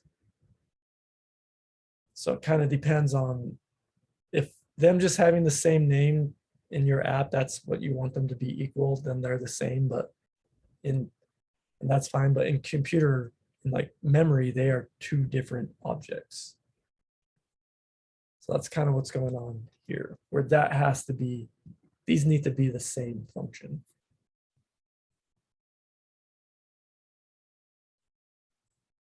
Cool. So because you're trying to do that, you're adding an event listener and then you're removing the same exact event listener. Otherwise, the remove wouldn't recognize it as the same thing. yeah, exactly. So, because yeah, it would just remove that listener you just created, right? It would just remove that function you created right there. So it wouldn't be removing that one.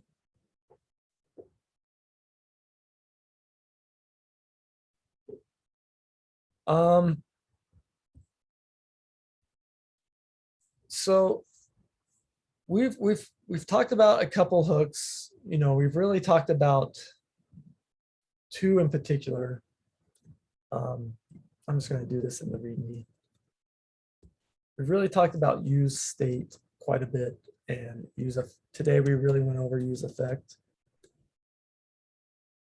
And you know, kind of their relation, because these ones take quite a bit of time because there's a lot of like relation with like, you know, the whole life cycle, this whole idea of life cycle methods.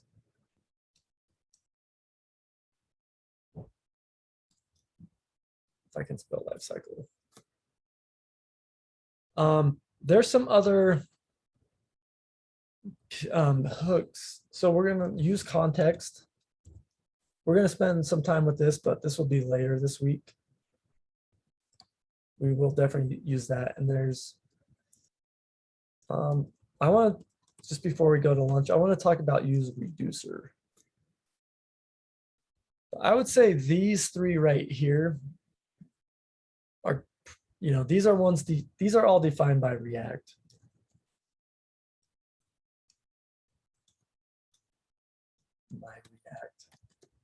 I'd say these three are definitely going to be the most common.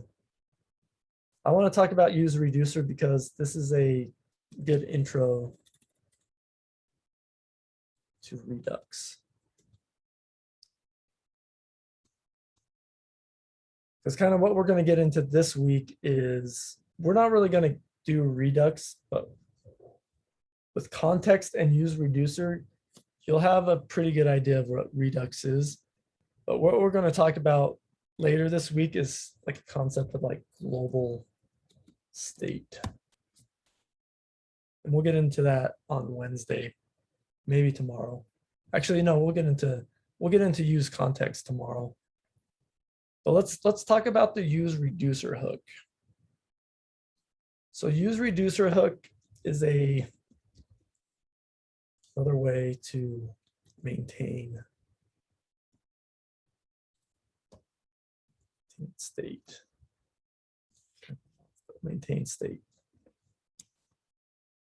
They're in a, I'm going to say Redux style way. We don't know what Redux is, but we'll kind of start to learn some of the concepts. So let's go look at the use reducer hook really quick. And once again, the use reducer, this is exported by React. So I'm going to make a new component. We're going to do our lovely count example again, but I'm going to do this as a count component.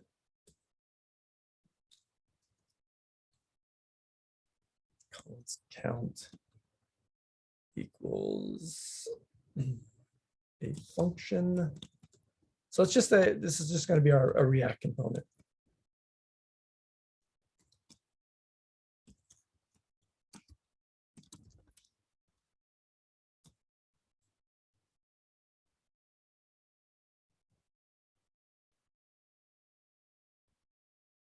Cool. But we're not going to do this with use state. We definitely could, but we're going to do this with the use reducer hook.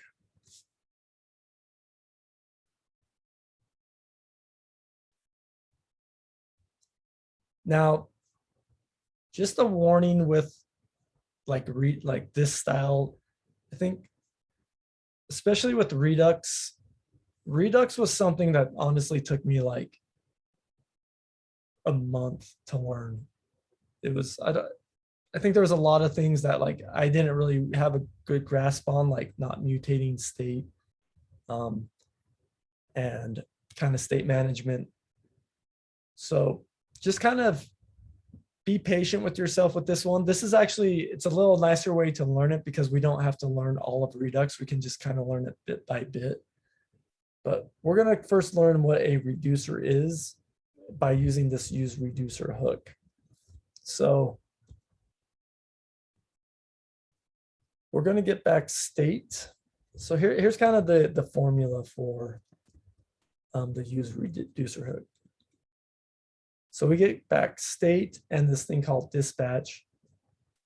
And we can give it, then we call the use reducer hook. We pass it what's called a reducer. And we can also pass it some initial init state. So that's just kind of like how the use reducer hook works. So let's say we want to do a counter.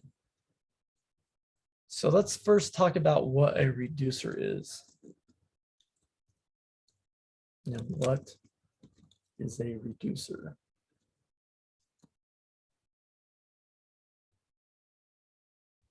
So a reducer is a function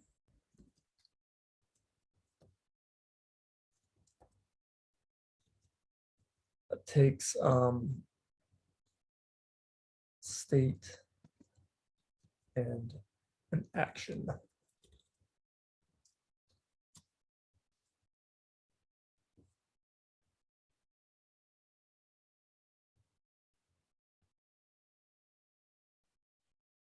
All right.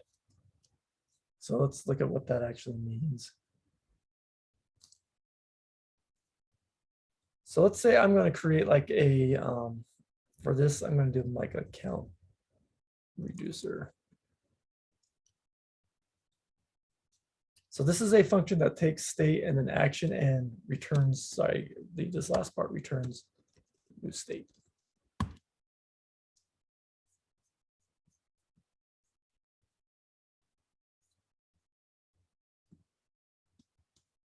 We got state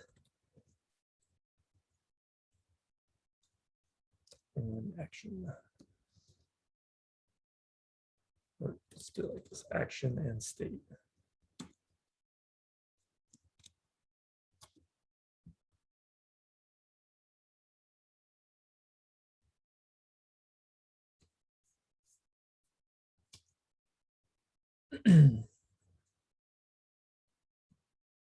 So what we do here is we have a generally we use like switch statements with these, and we're going to switch on the action dot type. So we're doing a counter. So let's say we want to do something simple like we just want our counter to be able to add and subtract.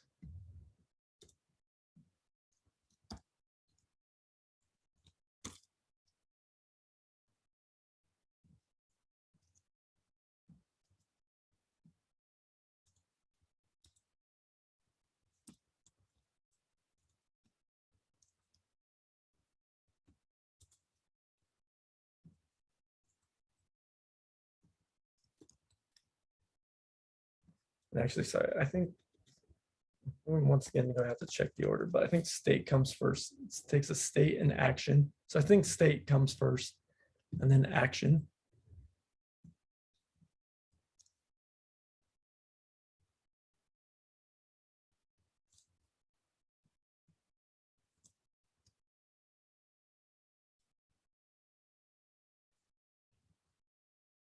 So we have my count reducer. It's a function that is, where we give it state, we give it an action. The action,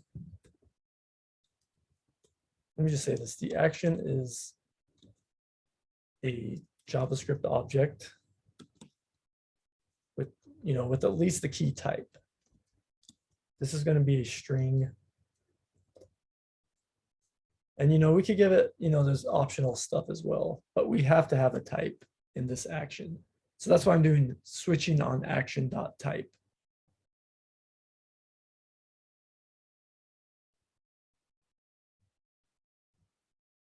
So let's now use this count reducer. So count const. I'm just going to call this count. Let's call this counter. Let's do count and dispatch.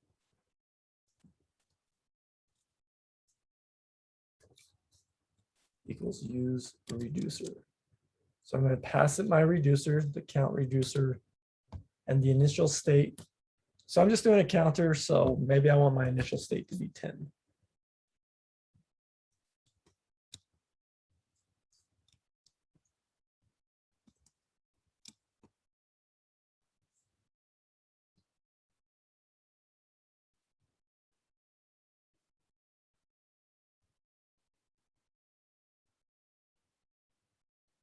Okay.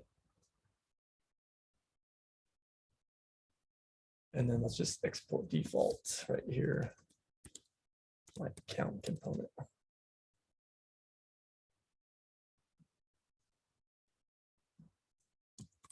Just render that here.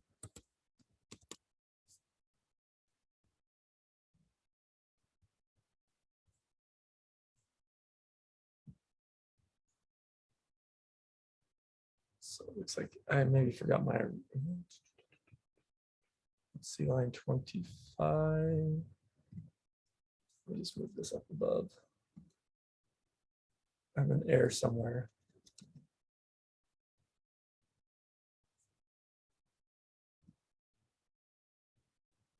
Line 10. Oh, I think return state. Okay, I forgot to say return state here.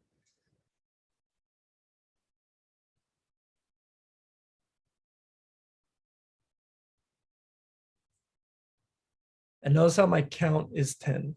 So that's the initial state.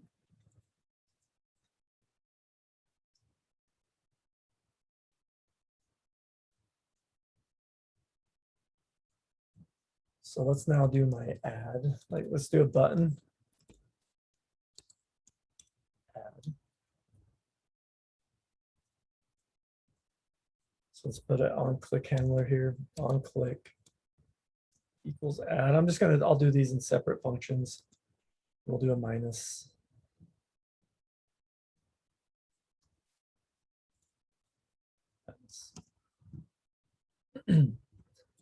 Let's create these functions, const add.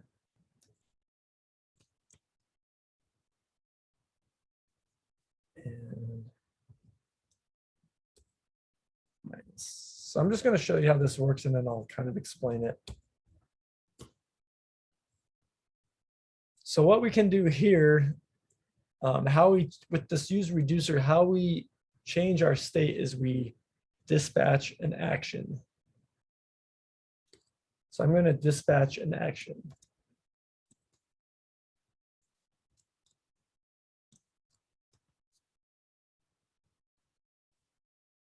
Now, when I dispatch an action, that's going to go through my reducer.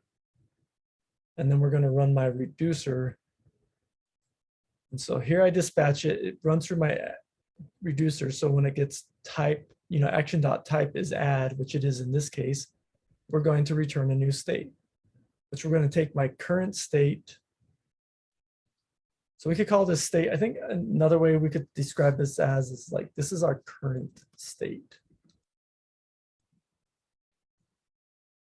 If you really wanted to be long-winded, but I'm just going to leave it as state. So we take our state and we can add one to it. So click add, voila, we have our counter. Likewise with minus, we could dispatch minus.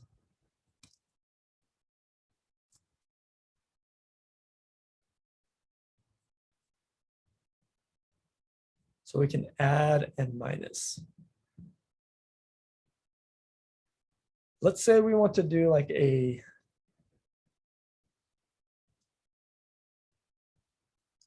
times.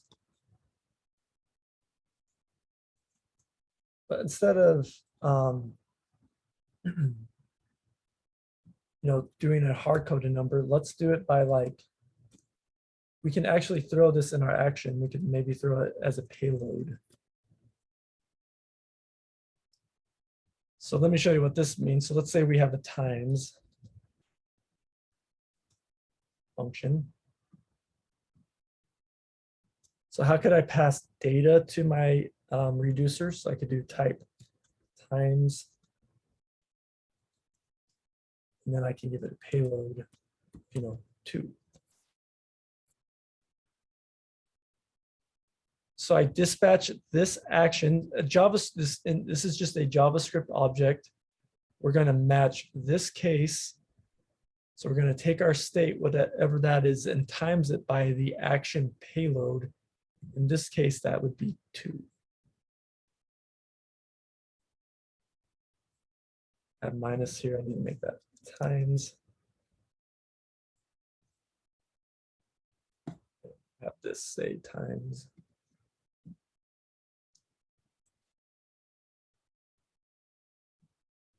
So then when I click times, it's timesing by 2, and so forth.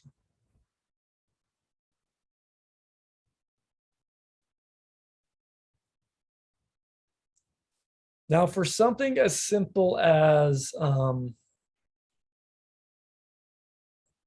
like a count, like a number, probably should just use set state. Like use the use state hook. Like why use reducer? This seems a little complicated. Where this use reducer can come in handy is when your data becomes maybe a little more nested, like you have arrays of objects and objects of arrays. But if you ever learn about Redux, so I would say there's, we have React. I think there's really a pretty common framework of using React and then React Router as a third-party library. I'd say another very, very popular React framework is Redux.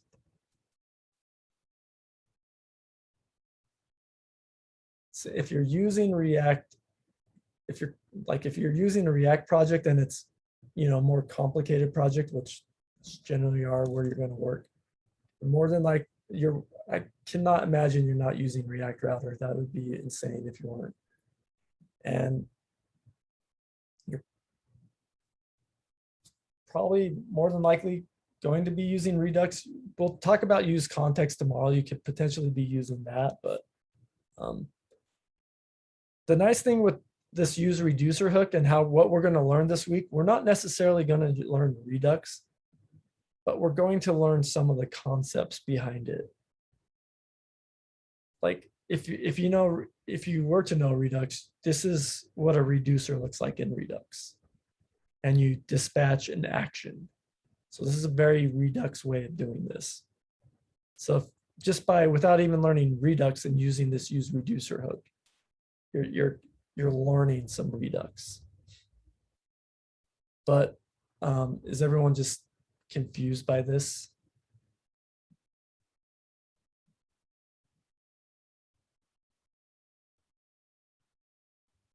Or how's this settling in? Like I said, this one took me this took me forever to kind of comprehend, but now it's pretty straightforward. After learning about it like 7 times, it's one of those things where now that I know it, I'm kind of like, why did I struggle with this so much? Because it's really simple, but it was sure as hell was not simple to get it down. So is dispatch sort of like set state or something like that? Like it's something that means like go do this thing, become this type. Let me see if I can like a Redux diagram.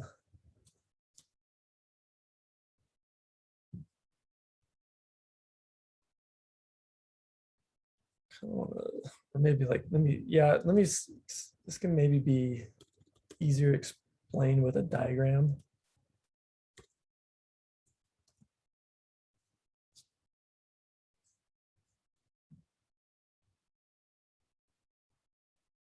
So let's see if there's a good one.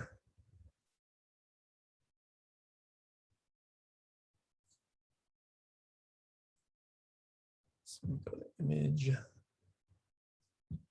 Just want something simple.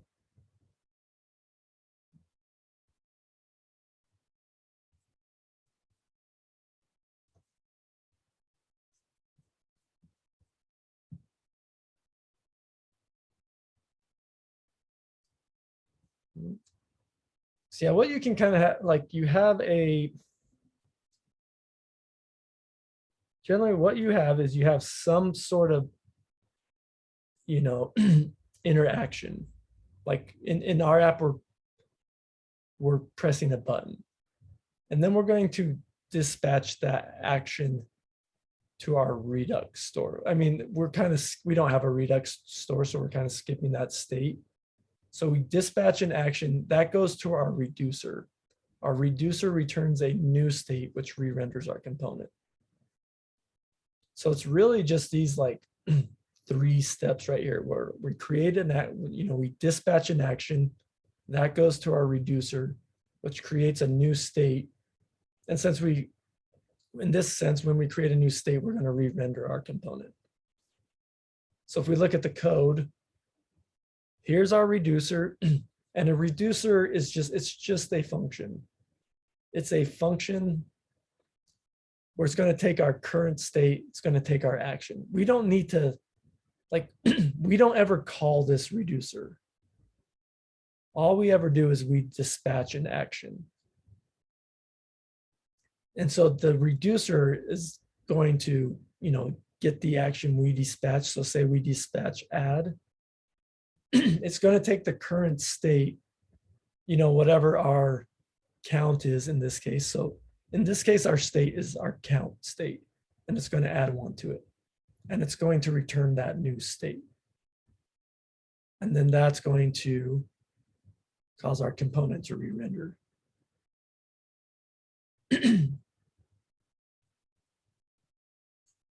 Likewise, when we click minus, so when we click the minus button, we dispatch an action. So an action is just an object with type minus. So that hits our reducer.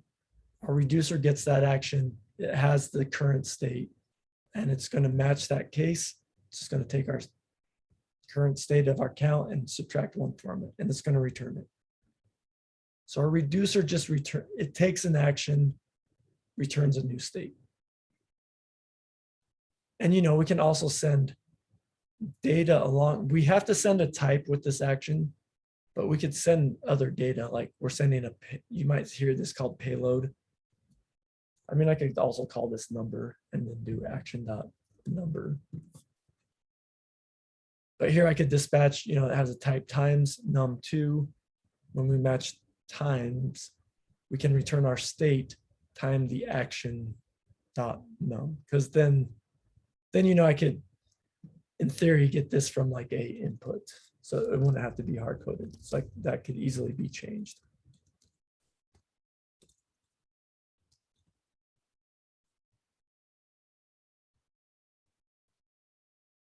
And if it doesn't match a case, we just always got to return the current state. So it seems like since we're not actually like really calling count reducer, you could only have one reducer within a functional component so that you don't like overlap each other. No, you could have many components. Let's like users. I would need to rename this dispatch. And then I could just create like a users reducer. Because maybe my users is an array of objects. And to add a user, well, I got to spread out over my array. And name. Because maybe it's an array of objects.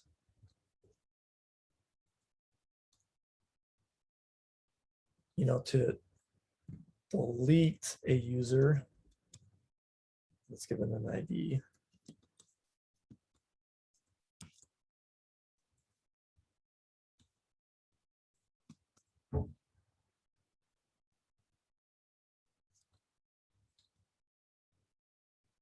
To delete a user, then I could do something like this, state dot.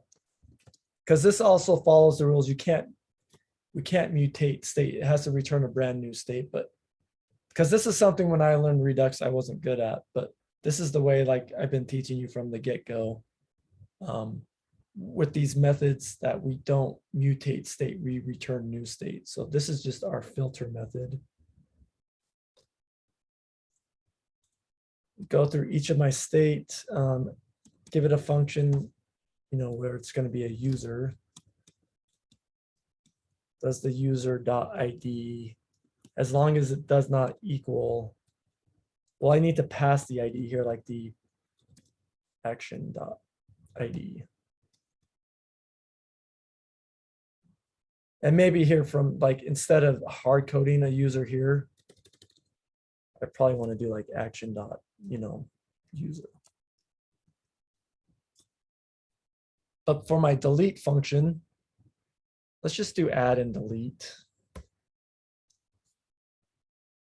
So I could have a users reducer that can add a user and it can delete a user. So if I add it, if I get the add method, well, I need to type is add. I'm going to need to give it this like user key as well. But I could also do a delete where I go through and I filter over my, my users. And, as long as the user.id does not match the action.id. So let's just give this a couple like users by default. ID is 1, name.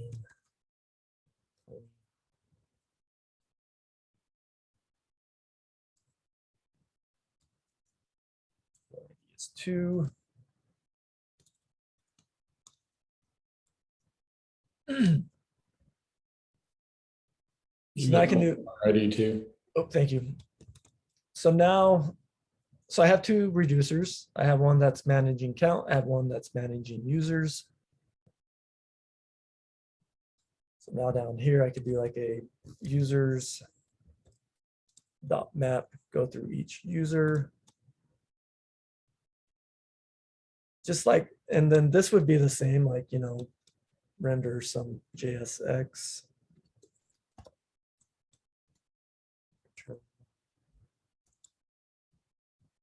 Is that this div? You know, where we do like a h1 user.name. Let's do it .id. Paragraph.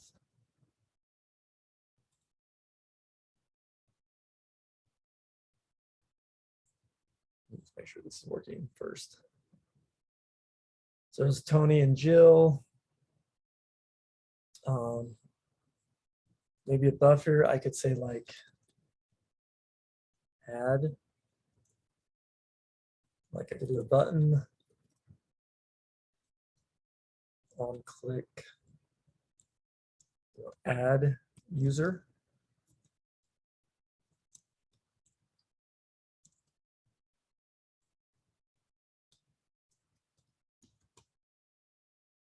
Let's clear this. It's getting a little messy in the UI. Just do an HR. So I need to define this const add user. This I need to call that dispatch users dispatcher. So here the type would be add.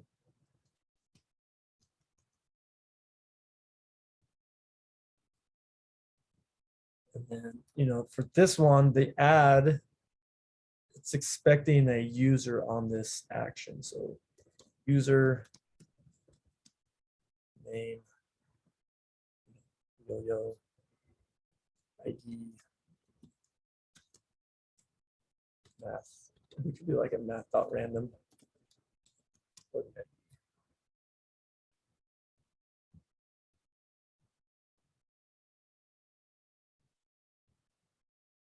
User. Users.map is not a function. Oh, because I have this users reducer. I need to pass that to this user reducer function because that's holding my user reducer state.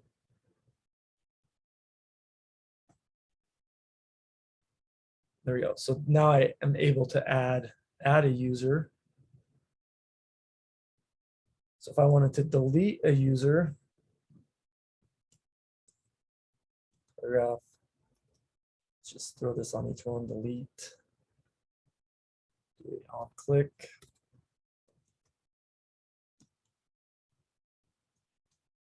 Yeah, let's just run this function right here. So I just need to dispatch users. This is and give it the action type. Delete. And this one wants an ID, so that's going to be u.id.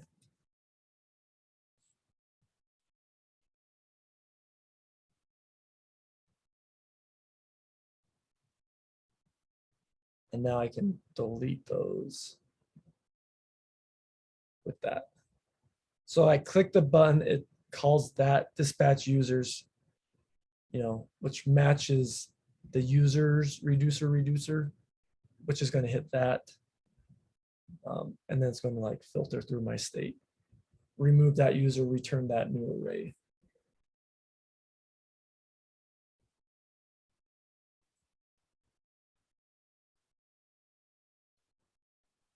Okay, that makes sense. I wasn't seeing the link between like the dispatch term and then the actions. That's where I was getting lost, but I see it. And yeah, this is a really nice way to learn Redux because it kind of simplifies it in a way, but this is, you know, this is exactly, you know, what it starts to look like. You have these reducers, take a state and an action. And then, yeah, in your code, you really just want to try to like you dispatch these actions. So this is like a good way to introduce it.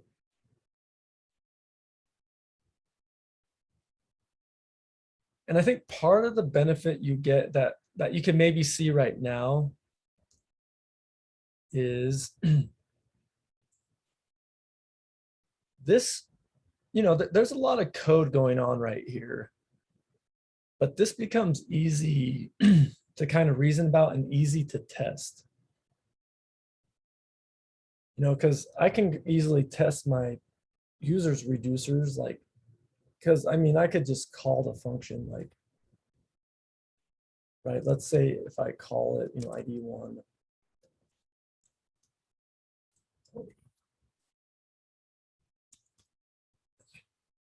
Is it a type? I mean, you don't have like you don't ever write this code, but I think testing this is a lot like testing this functionality is now a lot easier.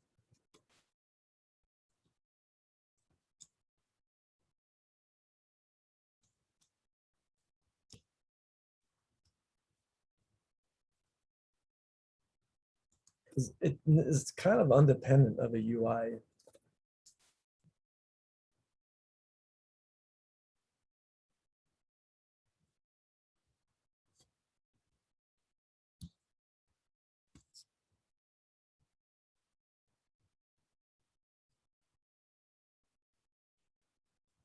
Like if I called this, my users reducer, like let's say, yeah, here's my current state. I'll just throw this like this, like current state is this. I think this might make it a little more readable.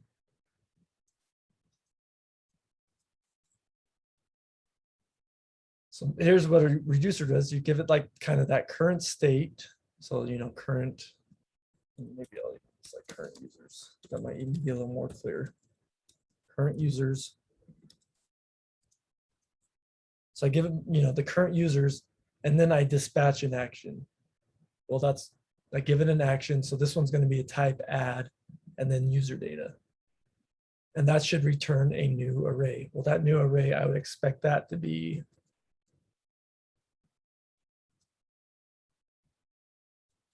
that array. So now my, behind the scenes, you do that, and then now after that, then your current users would equal this. And then you can just test this again, like your users reducers, pass it delete.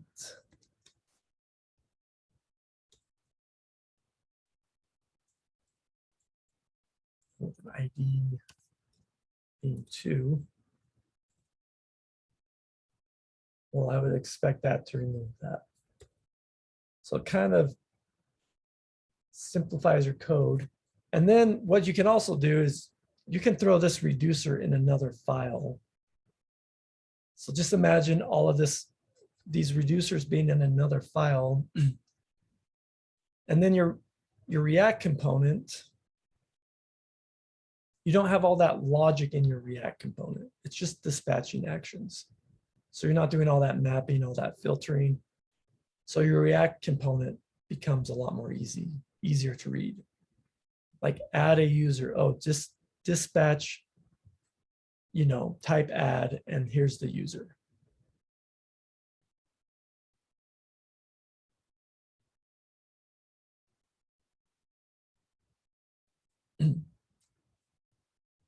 So yeah, I'm actually glad we got through that, because I think that can be a bonus objective, is to do some CRUD actions with the use reducer.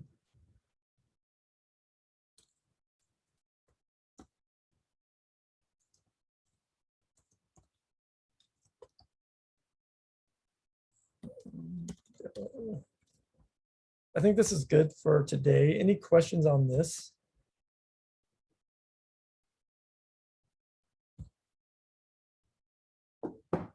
Let's save this. Sorry, let me save this and make sure it's not broken.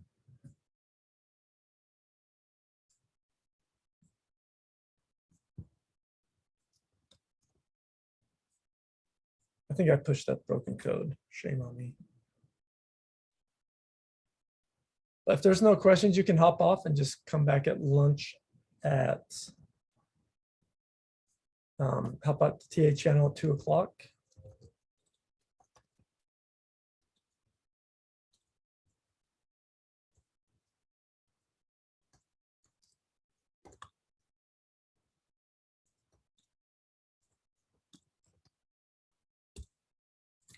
Have a good lunch, everyone.